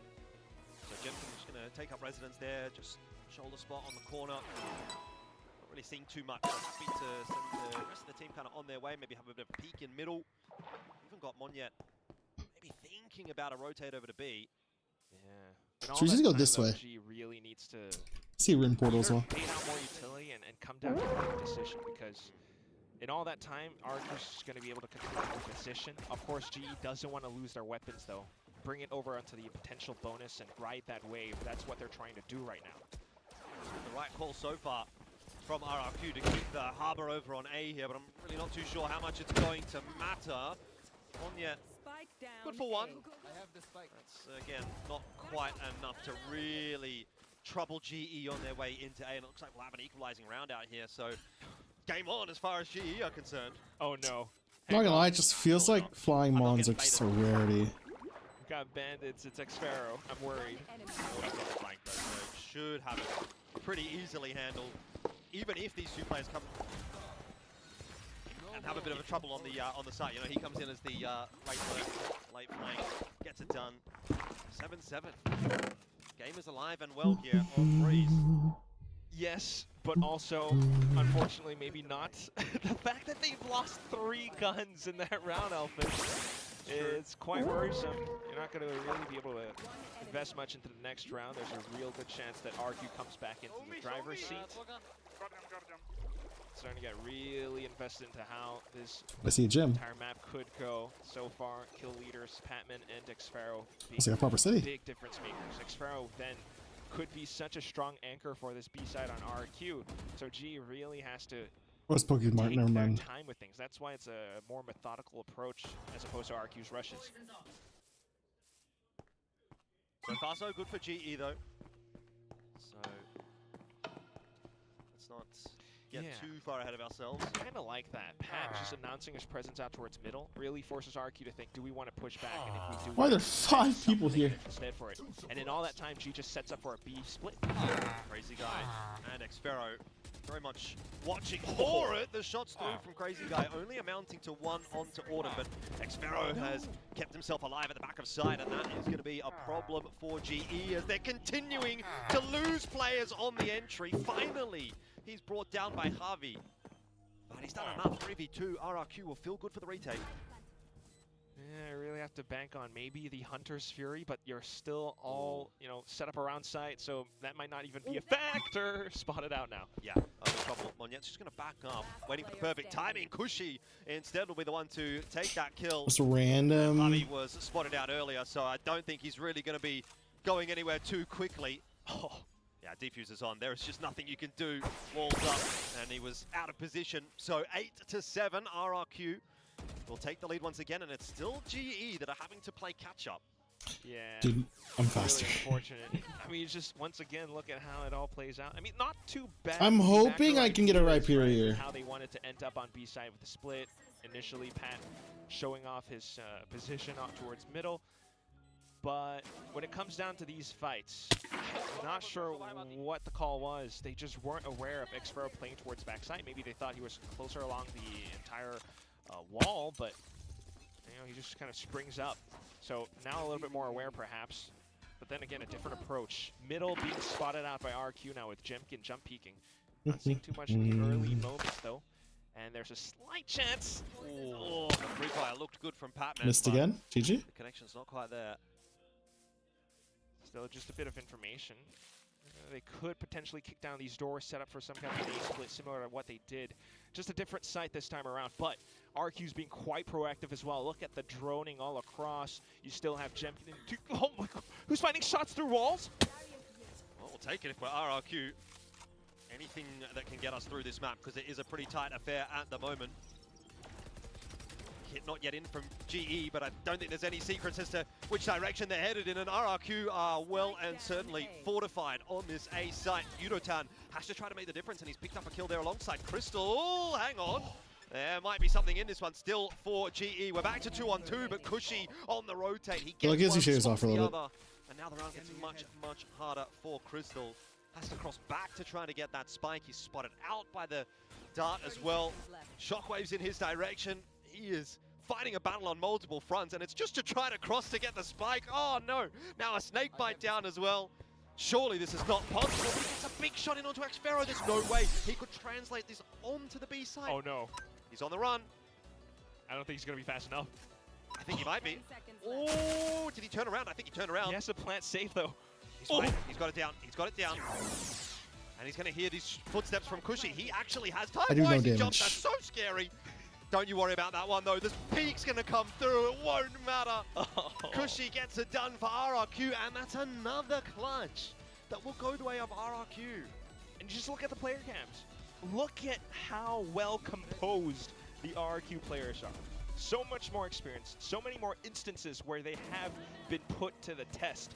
They've always had that resilience. No! How many I just gave up on overtimes it. have they I'm okay. already been through inside of Pacific as compared to GE, unfortunately. So that one felt really, you know, nerve-wracking for Crystal as he hopped across to get that plant in. But Kushi, I didn't feel like he was sweating that much at all. Timeout now called, and it feels like almost a necessary one. The final lifeline for GE in this second half, because if not, they're broken right now, or at least somewhat, and they could really start to lose their grip over this. I mean, RRQ has been kind of controlling things, reading things. You always have this double initiator, which can do so much. If you're trying to break down the door and trying to go fast, you really need to be able to do things in quick succession. Take down these opening duels, set up post plants real quick, but we're not really seeing that from G at the moment. You can very much see the sweat on the brow of the coaching staff, I think, on both sides there. RRQ, obviously, you know, they're not out of the woods yet. It's 9-7, sure, they've got the advantage. Things are looking okay.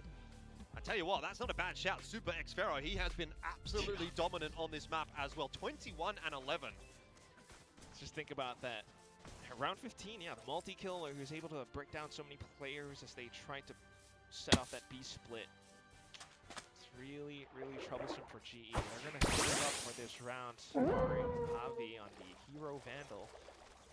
That's probably not going to be enough unless you can somehow wrangle guns away. You know that RQ is going to take things slow. You know there's going to be a lot of recon droning work. That could be a slight window. GE going to be working hard in this round with not a lot to help them out. There's that drone. Forces Fury is going to be the answer. That is not going to connect He's good? initially, but now looks locked on. Cushy gets the better of Crystal. Yudotan He's just another taking matters Misty into Gem. his own hands. Will still provide a bit of space for GE in onto this site. Spike needs to cross. It will go down. This is not bad though. Doable. Pat in a pretty deep position. If he doesn't get thrown out, if someone shoots it, Yes, Misty Gem. Oh my god. I mean, even still though, they have to get past him first, and they haven't spotted him initially. Kuchi goes down. There's a Rez in the mix as well, so we're back to 3-on-3. That is very much an angle here for GE. Crystal has the ult. Like you say, it could be impactful. I'm Get pulled out from frozen. this Fury. Slow and steady here from Crystal. Just trying to buy as much time as possible and delay for Harvey. Coming into the picture for two. Hang on. It's And around for GE. confused. Okay, we're back again. Let's go. A real map in our hands. A semi-thrifty pulled out of the hat. Just thanks to the ultimate, he timed it and spaced this so well. He actually tagged down Crazy Guy as well. But for Javi to be able to stand tall in the moment, that's what won them the round. Apart from that, Pat position as well. Just being able to pull out two more players, or at least close to that, with that one Phantom that was Bang. safely delivered to him. Yudotan being able to be that dive duelist as well. This is that GE that makes you believe in this roster. The next round up, though, and once again, RQ are not going to be able to buy back up. Yeah. Trying to do some scouting work for now. Money's awkward on both sides at the moment, isn't it? Like, we get deeper and deeper into this map, and everyone's The trying rounds. to invest where they can, save where they can. That's getting tense now. Scoreline close. Still anybody's map at this point. Yudotan looking to work his way forward in middle. Not bold enough to cross just yet. It always just gets drawn out so much. And for these rounds, you always want to be, I guess, concerned about potential shotguns or, classic right-click ranges, and that's why G probably are looking to group up and just storm the front all the way down A site. Wolfpack style. It's just so far away. Yudotan sliding across, gets the that's good. early info. G have been slowed down. Flash out now as well will slow them a little further, and so buys time for the rotation to come across. RRQ are going to have members here for the defense. And it's a quick ult as well. Now Rez is through. Monyet helping Crazy Guy out. So still a 5-on-4 now as Jemkin will drop. There's walls and orbs all over the side at the moment. Xpero on the flank, as you mentioned, comes into play. Crystal down, and that brings Patman across. He's distracted. Rifle secured for Xpero as well, and Autumn just out of position, shot through the wall. Yudotan trying to salvage it. A 4K, and might need the ace to save this round. Patman will help him out. Oh, GE are not doing it easy. I think I might have an aneurysm if I was Frost at this point. Yo, I'm not gonna lie, man. I'm holding my breath every single time I'm watching these rounds play out. Oh my goodness. They actually managed to come up with the call, but that one little grenade fragment from Crazy Guy slowed it down enough for Jemkin to get within range to pop off that overdrive and kind of throw things into chaos for a bit. And in all that time, while it was chaotic on the site, Xpero comes in for the flank, picks up a rifle, finds a huge multi-kill. Thankfully, Yudotan was able to save the day alongside that wall from Javi, so that's what it all comes down to. But this Timeout is where things get pretty interesting as well. We've seen 2 timeouts from GE. We haven't seen them from Jovi just yet, and that's where you might be able to run away with a lead. Coming in with the next buys as well. I mean, they are the ones on the defense.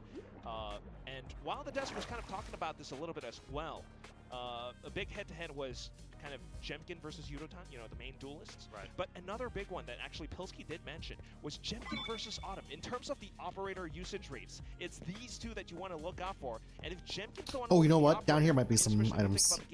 I forgot to like loot them. CFM, he is still quite effective.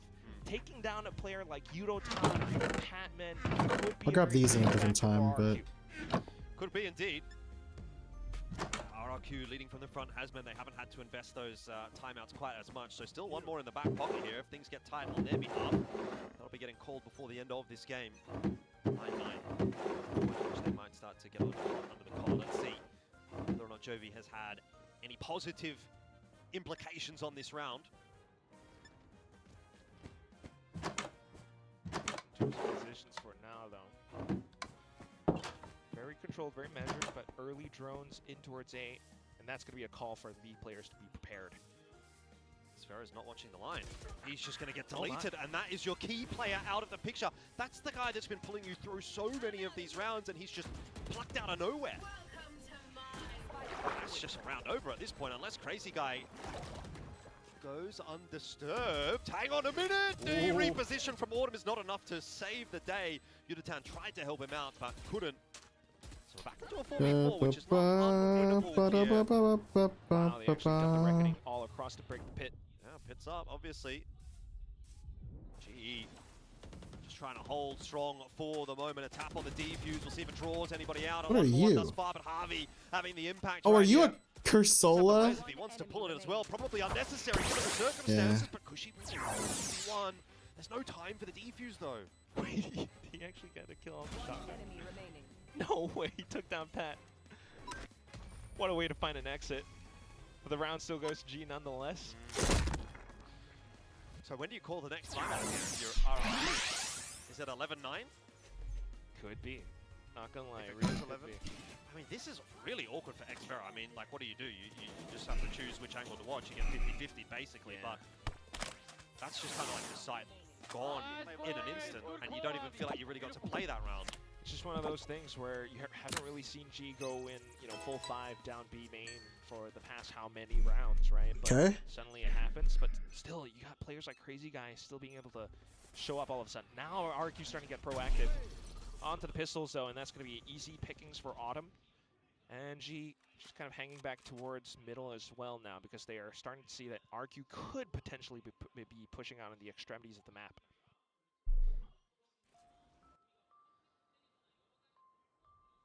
Awkward spot to be in.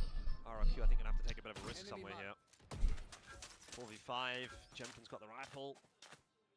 Push out on B is gonna be the risk. Wait, I will, I'll be right back, chat. Give me 1 second. Not pay off. No. Instead, it's dividends for GE. They could have an open B site now, but they're going to be droning out A main for the time being, having seen a drone towards this position just a seconds before. That's going to be the call now. They're trying to withstand the fights as well, though. That could be a rifle now picked up. Yeah, exactly, that's a retrievable weapon. I'm still not sure it really is quite enough to get RRQ into this round, though. They're so out of position. B-side's going to be taken in a second. Pat. Plan's going to go down. Got a player watching the flank in mid. And you're still down on numbers for the retake, not to mention the fact that Monyet's working with a sheriff instead of a rifle, so... Pat can't die. Don't die. I think he's fine, he's on the off angle. Nice easy kill onto Monyet, who's really struggling in this map. I think, it's looked really good for RRQ up to this point, but a lot of that has come off of Xfero, and now that he's maybe slowed down, the fact that he's sort of patching up the holes of, Monyet going 5 and 14, a couple of the other players maybe not quite delivering, is actually starting to be exposed, and GE are now starting to push ahead. Can't fault that argument. It's just what we're seeing on the server right now. Of course, this round will kind of write it off because it's a slight eco from RQ. But how long can we continue to say that? We're near the end or near map point now for GE for this map. So it all comes down to this next round for RQ. Such a crucial one. You have to imagine this is where that timeout really comes into factor. What have the players gleaned in from the coach's intervention? The positional setups are so crucial. They definitely need to see some kind of an early pick or something. If you're buying up an operator, that's what it's for. And Jemkin is positioned towards middle. 4 in a row now for GE. RRQ have to break the streak here. Taking it a little slower though. Straight into middle. Orbs up. Monyet is maybe not the guy that you'd want on this line if the fight's going to happen. He's been struggling. Jemkin going to come across, but loses the duel to Autumn. And Yudatan as well onto Monyet, like I said, has been having a rough game. There's another one for Autumn, so the setup just falls apart for RRQ. 3 individual aim duels won, and that might be the map for GE at this point. What a way to stabilize. Not gonna lie, this, yes, could be where it all ends. Next round, it's quite likely that RQ's not going to be able to buy back up. They might have some ults or close to them, but I don't imagine they're going to be able to do that much off of it. Although they have had pretty successful thrifty rates before, this is a GE that is now in control. Just careful plays, positions, expecting RQ to be hungry for information, and that's where you find punishment. I think RRQ have very much been punished in this second half. They came in with some degree of hubris, really. First half looked so good. RRQ were rolling along nicely, but GE able to stabilize, and looks like Breeze will be theirs, though obviously not done yet. It is their map pick after all. Yeah, to be expected, I suppose. That's where you could potentially steer the conversation, I want to say shift, towards Pearl as well. And that's one where you don't see GE playing it that much. RQ has played it quite a bit as well. We'll finish up the hunt and remove that rifle away from Cushy, which is going to be very helpful for this next round. Yep. What's the money like? Pretty much very broke. Good. Yeah. Half buys. Half buy across the board for RRQ. Really nice impact from Autumn and Yutatan to start this round off. For all the kind of reprimands that we had towards Autumn in the first half, he's really stepped back into his own. But here we go. Judge on for Monyet. Well, straight away over on B, but it's perhaps not going to matter as Jemkin is taken out of this round. It feels like it almost could be considered a victory lap here for GE. Until Patman goes walking right into Monyet, and then Crazy Guy with the headshot onto Autumn. It's not over just yet, though. Yutatan rips the overdrive and tries to get in there nice and quick. Rotate coming through from RRQ is perhaps going to be enough. Cushy for 2. Autumn in the clutch. 1v1. Could get it done right here for GE. Up on the boxes, spotted out, I think maybe by Cushy. Perhaps the shoulder just seen for a second there. Oh, he's thinking across to pick up the spike. Has to. Dart. Ooh. I mean, obviously knows where roughly he is, and so Cushy takes the push forward. What happened to G? Wait, how does G match point? It's not over yet. Oh my lord. Oh, Elfish. Isn't this fun? Don't you like casting Valorant? Yeah, it's fun. You would have thought that this round How'd they get here? belonged to GE. Everyone had light shields. That Outlaw was firing off inside of A main. But unfortunately, somehow, Pat, not quite anticipating that Judge around the corner out by mid, donates one over to Monyet. That becomes more kills. Cushy's still popping off. And down to this position at the end, just unfortunate for Autumn. He was not able to cross safely. Perhaps if he tried to wait it out, but tried to go for the fight instead, he was not able to tell the tale. The next round up, though, Oh, I'm just not traveling that far. As well, because G can afford out towards the rest of the rounds, but it's big setups from RRQ, and they have ultimates as well to weather this storm. Well, setups can only do so much if there's a good flash toss in. Nobody playing anti there. And GE suffering as a result of it. Hey, I mean, there's a chance we go OT in the first playoffs game of the stage. Very possible, unless somehow you find the pick. Patman had been reliable, but again, maybe slowing down a little bit here. Not the time to. Still need another round on the board here for GE, but relying on Crystal and Autumn to try to put it together, and they are pretty aware of Cushy's position, but that doesn't make it any easier to dig out. It's just not 2v5, now 1v5. The only thing I could say is you don't want to donate these alt points over. Watch out for Crazy Guy, though. He's close to null command. 30 seconds. Underwater ruin temple? Ruin portal? Yes, it What is. you really do here is Autumn.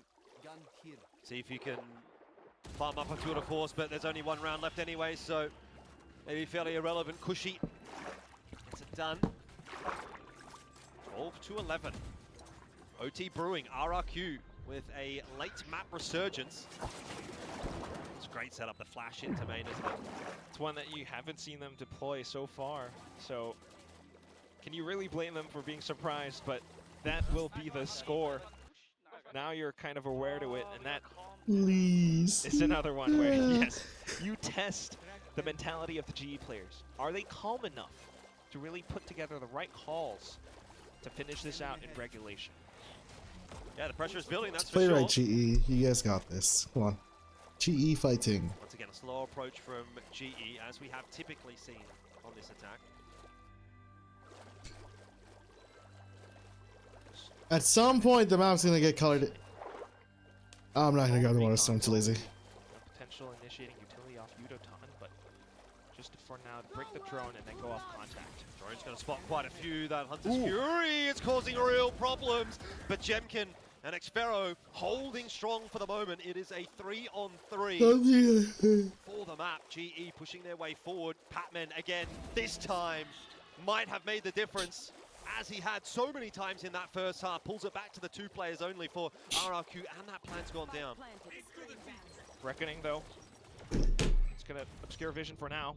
Batman just drops down, tries to wait it out. Can't escape this time. Harvey pushing his way forward, gets past Monyet's line. And Monyet, the player that's really been struggling all day long, needs to put it together himself. Smokes off the spike. It's not going to help him out at all. Taps are not fooling anybody. You've still got some shock darts through there as well. Monyet is down. GE will take them out. 13-11. It was a valiant effort from RRQ to try to come back at the back end. But GE reigns supreme. I know, just every single round feels so close to the wire. Neck and neck for a majority of the rounds. But down towards the end, GE once again finds that composure, coming back in. Just being able to clutch it out towards the end. Pat finding deeper positions, and that's that little extra edge that unfortunately RQ was not able to find. You know, they lost that lead in that second half. They started to get a little bit frazzled. Oh my God. And that's quite worrisome. Yeah, indeed. I think we're going to get a bit of chat down on the stage with the coaches, so let's hear what they have to say.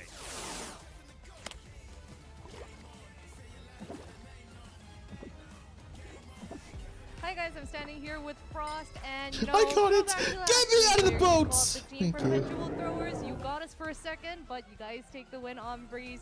What are you thinking right now?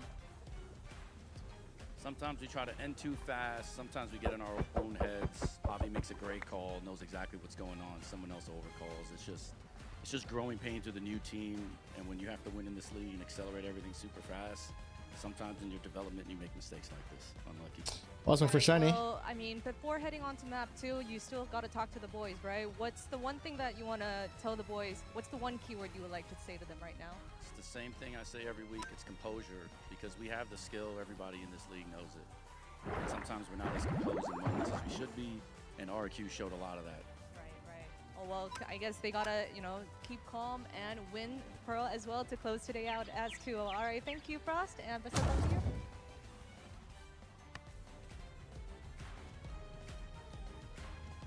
Composure. I hate how this just. There's another one angry at me. The first map, but composure, I would say that's not exactly quite there yet. This was very back and forth, even within the rounds themselves. It was very close, but they got it across the line. That's the most important thing for me. They're 1 round away from this going to OT, and it gets a lot more dicey. Someone tell Frost they just won the map, guys. I mean, I think that tells a lot about what Frost's goals are for this playoffs. You know, just winning one map over RRQ, winning your map pick is not going to be good enough for him. Even if they win this series, I don't know if that's going to be enough to put a smile on his face. This is a man with lofty goals and expectations, and he doesn't want to see them continue making the same mistakes. But as mentioned, GE do make it. I just hate how I can't see it. Once again, RRQ 24 rounds minimum, usually OT, but 24 rounds minimum from them. This was about as close as it could get. How many of these rounds are breaking down into these 1-on-1, 2-on-2 situations? This was incredibly close for RRQ. You're kicking yourselves, to be honest. You feel like you'll need to hit a couple more shots, have a couple different pieces of you to land differently, and you're 1-0 in this series. Right now, your back is against the ropes. I'm just reminded of that Prescott interview where Frost was saying, like, I'm really unhappy with this. I'm so upset. The team did this, and Javi is like right beside him laughing, saying, I'm really happy, actually. I feel like that's what's going on also, like, as the team regroups, right, as we prepare for the second map.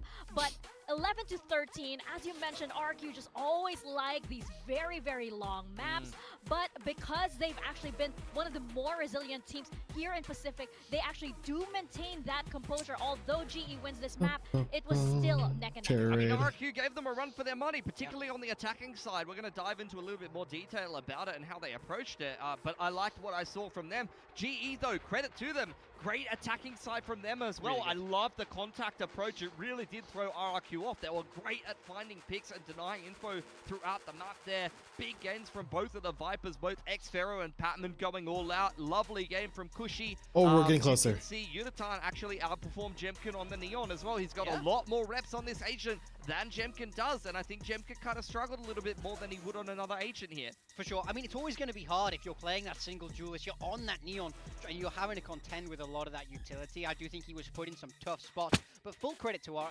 Global Esports, sorry. Their attacker side, I'm right there with you. I really enjoyed how they approached it. They didn't have to show a lot of it against Nongshim, so no surprises that RRQ were not really as ready for that second half.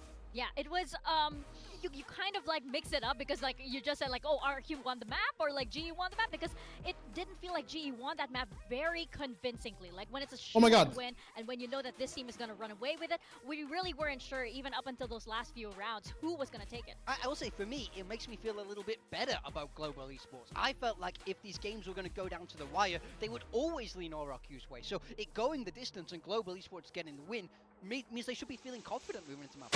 Yeah, so I wanted to touch a little bit more about RRQ's attacking side though, because they did opt to start attack into GE's defensive comp, and they played quite well in terms of playing quite passively. They waited for GE to make the first move a lot of the time, and they were often able to find picks. Something else that I really like that they did, I mean, you see in this round just the Sheriff singing out as they sit back in spawn side and GE shot down the middle of the map, but I like the way they worked elbow control and denied info over here on towards Nest, as well as on towards this elbow position and deep up into B tons. This was something that Nongshim didn't do very much. Nongshim was a lot of A main and B main control and then straight into the sides. But you see this orb and the code denying all of that info. You have the defensive wall from GE, and they just have no info on the middle of the map in a lot of these rounds. And RRQ does a really good job denying that info, which baits out aggressive pushes like this one in the mid round. And Xfero was fantastic at denying some of those pushes on the lurk.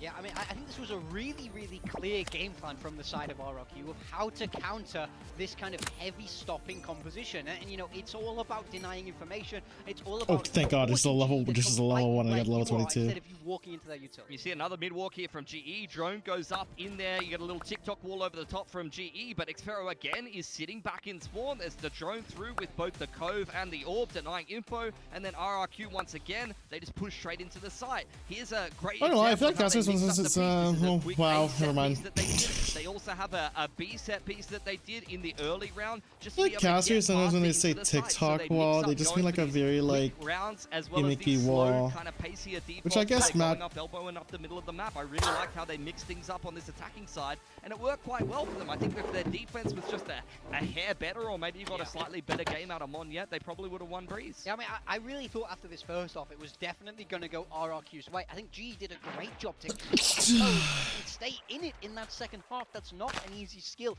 against such a talented team like RRQ. So I think GE should really be holding their heads high. Yeah, but let's look at these two players right now. The Viper matchup was just chef's kiss on this map. You have Patman and Xfero really putting up the numbers. These are two defining players Oh my in the God. league right now for me. Actually. Xfero's in some of the best form I've seen from him in quite a while. It feels like since Tokyo Finals and that season, Xfero's just gone from strength to strength, and he's the longest standing member of RRQ. He really is their tokenistic player at this point. For Patman, I mean, he just does things that a lot of other players can't do in this league, especially on such a flexible role. When he's feeling himself, like I the forgot he's 1 multi-tracks HP. just comes so easily, and he could just win you rounds and games. I mean, we heard it from Frost, right? I was asking which players really come alive in these high-stakes kind of matches, in high-pressure situations, and he said, it's inevitable, Pat. Yeah. He shows the numbers. He actually does perform. He loves playing in environments like this. Now, though, we're moving over to Pearl. And speaking of Pat, he did have a lot of very memorable plays last time, you know, GE were on this map, but RRQ here, this is their map pick. It's a much better map for RRQ. We can see that they've picked it 5 times there. You know, it's not always been successful, but it's a map that they feel like they understand well enough to pick. Global Esports less so. They were running that Teo last time. I love how you said it's a great map pick for them. I mean, they're losing to some of the best teams in the league, guys. So look, at the end of the day, that's going to happen. But they do have a lot of chances of picking it. The thing for me on the side of GE is their defense was actually quite good against Paper X, even if they ended up losing that game. They were 8-4 on the defense. They ended up going 0-9 on attack to lose to Paper X. So their attack was much better than we saw previously on that game of Breeze. If they could keep up the good attack side calling, they have a chance to 2-0 here on Pearl. Yeah, I mean, I don't discount that at all. I mean, I just wonder, like, what these teams, of course, you know, this is the first match into playoffs, so, like, how much are these teams going to be changing their performance? It could still change up, but we did see a little bit of frustration on the side of Frost. I wonder what Jovi is thinking. Silk so let's touch? head to the stage with Bella and Jovi standing by.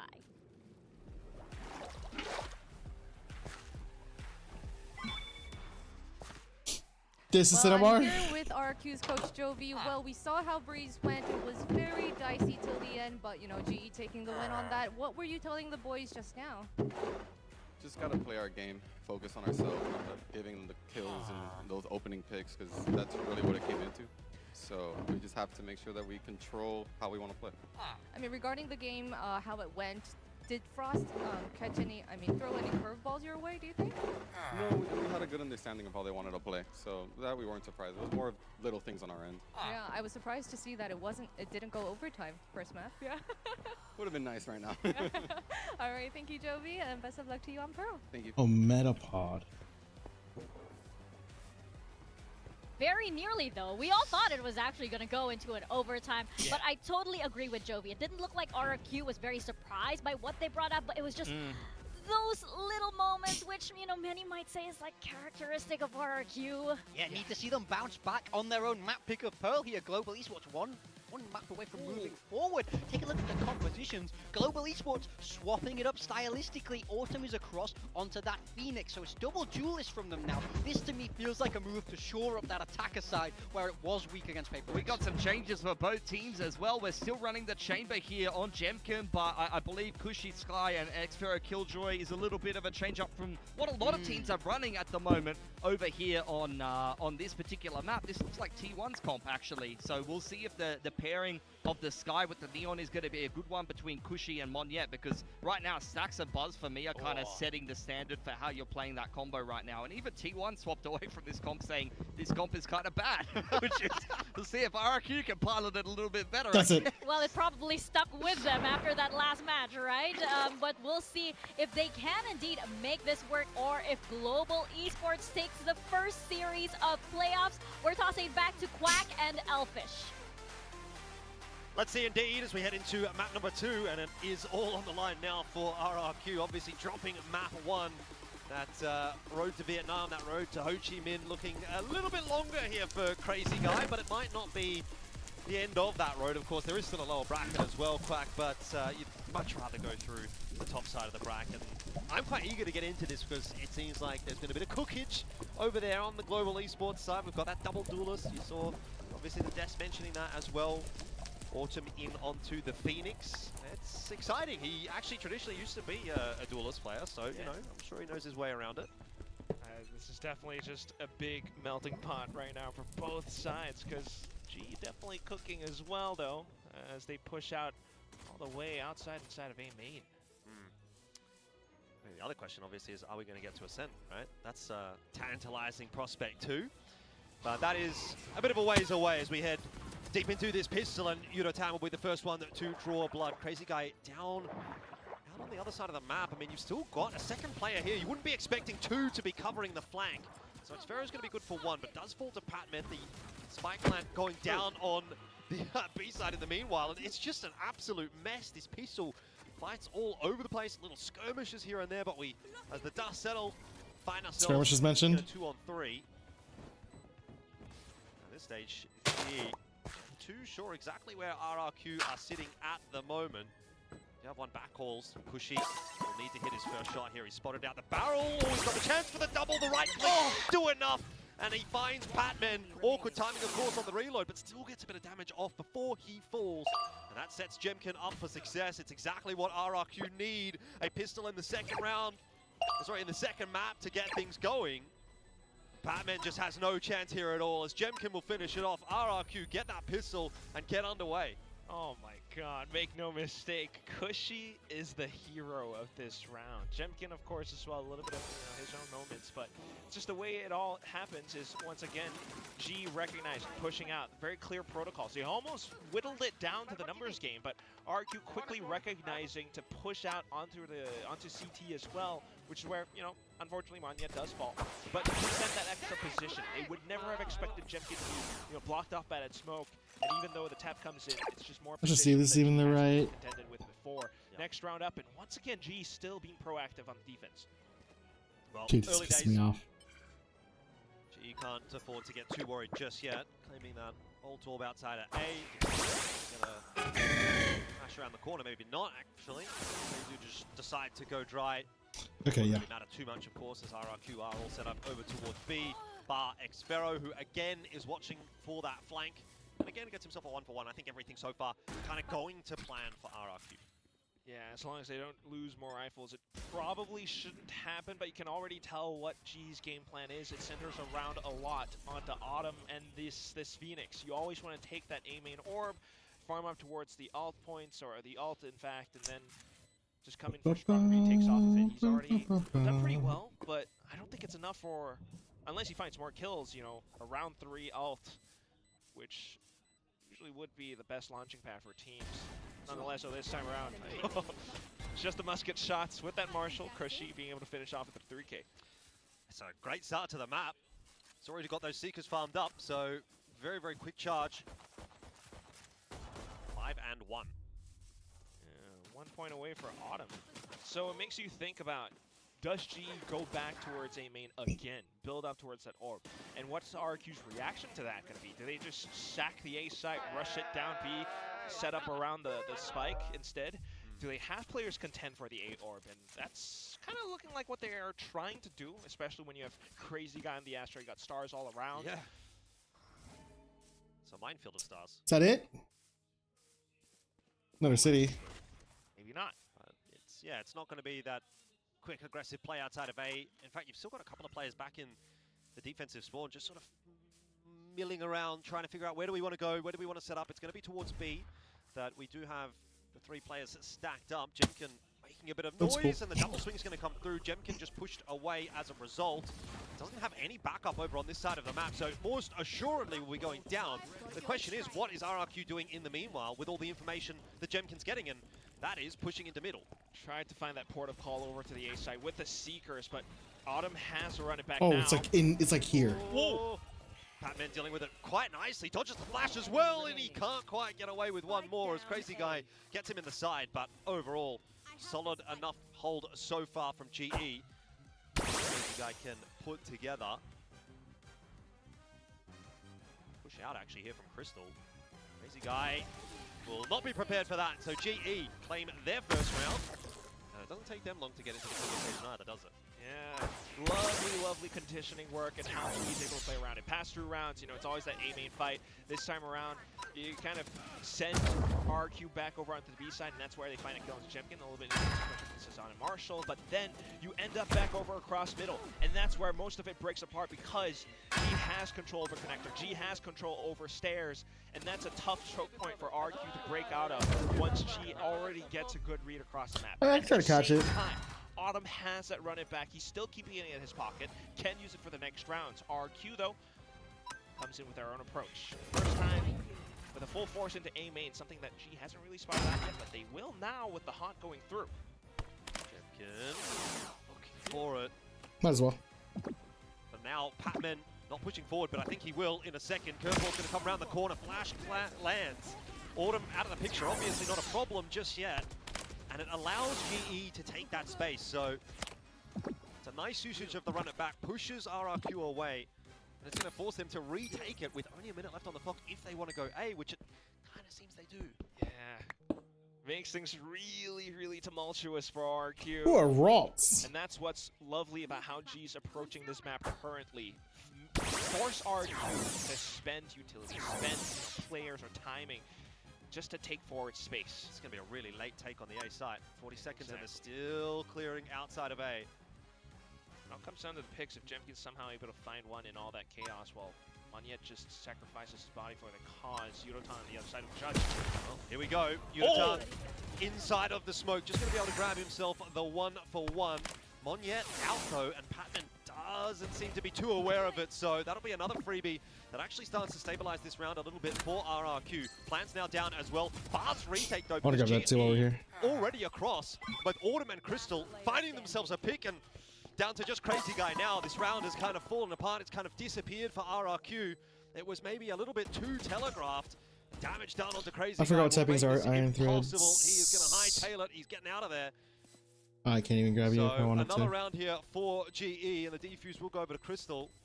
You really just want to hold on to this rifle for the next round where your team's most likely going to be broke.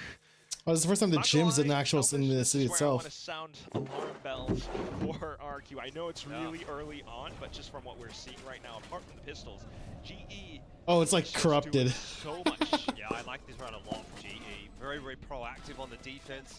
Never really felt like RRQ got settled. They were always a little bit uncomfortable, and even at the back end there, that time pressure starts to come into play as well. That's the thing as Great well. round. If you're seeing, you know, RQ's composition, double sentinel, it's really tough for them to find entry into sites. I know T1's played this, but you know, Buzz Stacks is a little bit different from Monyet Cushy. So you really need to find these quick entries. You really need to be able to set each other up, especially Monyet. That's here. GE once again off to this round, just taking all that space up. B long, they can set up off around it. Meanwhile, RQ just trying to find as much as possible. Scout out towards the middle, you know, prevent G from circling around them, especially around these connector and D-link spots.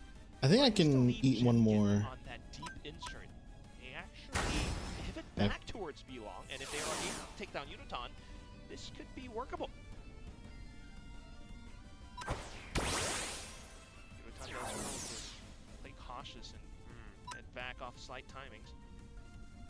Yeah, Yudotan still want to be a little bit We'll see careful this. here. Fast lane should just get him out. Tough to hit the Neon at that kind of range. So again, though, you know, you look at the space that's taken by GE and RRQ having to push in now with 30 seconds on the clock, continuing to be pushed away there. Oh man, Where can you go with 25 seconds? Like, they have zero map control. This Run round's it. a sham. Run into A site. Lockdown already prepared by GE. You can't. What are you going to do? You're going to lose the round. That's what's going to happen here. We'll see, maybe. Monyet with that entry, but Yudotan farming up a storm. I mean, I think we all kind of knew where this one was going. This was just such a doomed round for RRQ, and they are looking in all sorts on this attack. I kind of want to see a timeout here. And I want 3-2 start. Yeah. Ugh.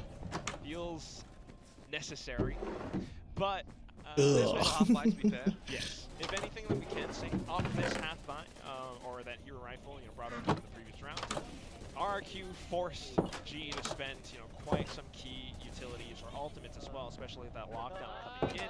You wouldn't mind it if your G just continued to build up on those rounds, and we will see that timeout coming in. But apart from that, once again, it's just GE working this map to a treat, setting up 4 walls around RRQ, and everywhere that RRQ turns to, they just get blocked off. Exactly, and this is what we wanted, though. The timeout coming through gives the chance for coaching staff to have some kind of input, because clearly something's not working in the server right now for RRQ. They need a bit of additional help. I think that was very much obvious to us, to everyone that's watching. But I mean, that's a lot to fix in, you know, 30 seconds, right? So we'll see what they can put together with this conversation. I am quite curious, because the main issue right now is the fact that if they spend utility to take back forward space, especially with Flashes or Monyet diving in, sliding perhaps with Relay Bolt, that's quite costly, and that, you know, hurts your chances of taking down the actual site itself. So if you're somehow able to maybe work off the operator, perhaps that's what they're trying to angle towards, going a little bit faster with the quick pace switch-ups that we've seen at the previous map, that could be something that G doesn't expect. But then again, let's listen in. I just want you guys. East, I kept nothing guy, guys, nothing guy. Check out the He's small main, guys, he's small main. Can tell it. Yeah, it's a player that G wants. Just again controlling that A main orb, forces RQ back, and they're trying to pivot off to something else now. Maybe towards B, where Crystal is, but he's got the entire site trapped.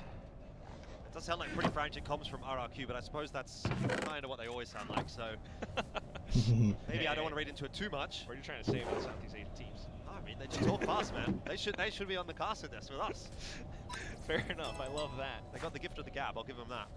All the way over onto stairs and Art now, though. G trying to get a little bit more proactive once again. They could be punished for it. Well, push him GE, and you wouldn't be expecting it necessarily. Xfero catches one, Monyet the other. Autumn caught with the util in hand, and that is very awkward, but still a two-man setup here. The high-low, not going to be good enough. Sorry. As that flash comes through. That's good recovery from RRQ. Harvey still trying to find his way forward, knows that he needs to do something about it if there was ever to be a chance in this round. Of course, doesn't happen, so Spike down, 2v4. Seems like RRQ might have cracked the nut open in this case. A good way for them to stabilize the score line. I don't see this being too possible for G unless somehow Crystal is able to find a frame. At this point, it should just be exit frag positions. An operator preserve as well. I mean, similar approach to what we saw over on Breeze, I'm gonna be so for real, chat. Noise, We're hitting that part of the night. Down, baiting out our GE into the open, where you find that punish, and more alt points being taken up as well. No exits found for GE. 3-3, another tight map. Didn't get the OT for RRQ in the previous, which is, I think, what everyone was sort of hoping for. Yeah. But we might get it again. Might get the opportunity for it again here. Quite possible. At least for the next round, though, while RQ tries to find some momentum, GE should still be able to buy back up and continue to play around the map. It's more conditioning towards A-main once again. It forces. Yeah, I think it's crazy guy to it's that time of the night. I'm gonna call it. But good progress today. Thank you, thank everyone who followed, lurk, chatted, subscribed. He donated. Rated 2. Shout out to J. Start to pivot your extra players Or over that. towards mid, over towards B. Again, anyone who chatted, donated, followed it. All that. Thank you guys so much for watching. Next stream is gonna be on Friday, more than likely. If not, I might have one tomorrow. Who really knows? Tomorrow isn't today, basically. But next stream is on Friday. Next stream guaranteed on Friday. Okay. Bye bye.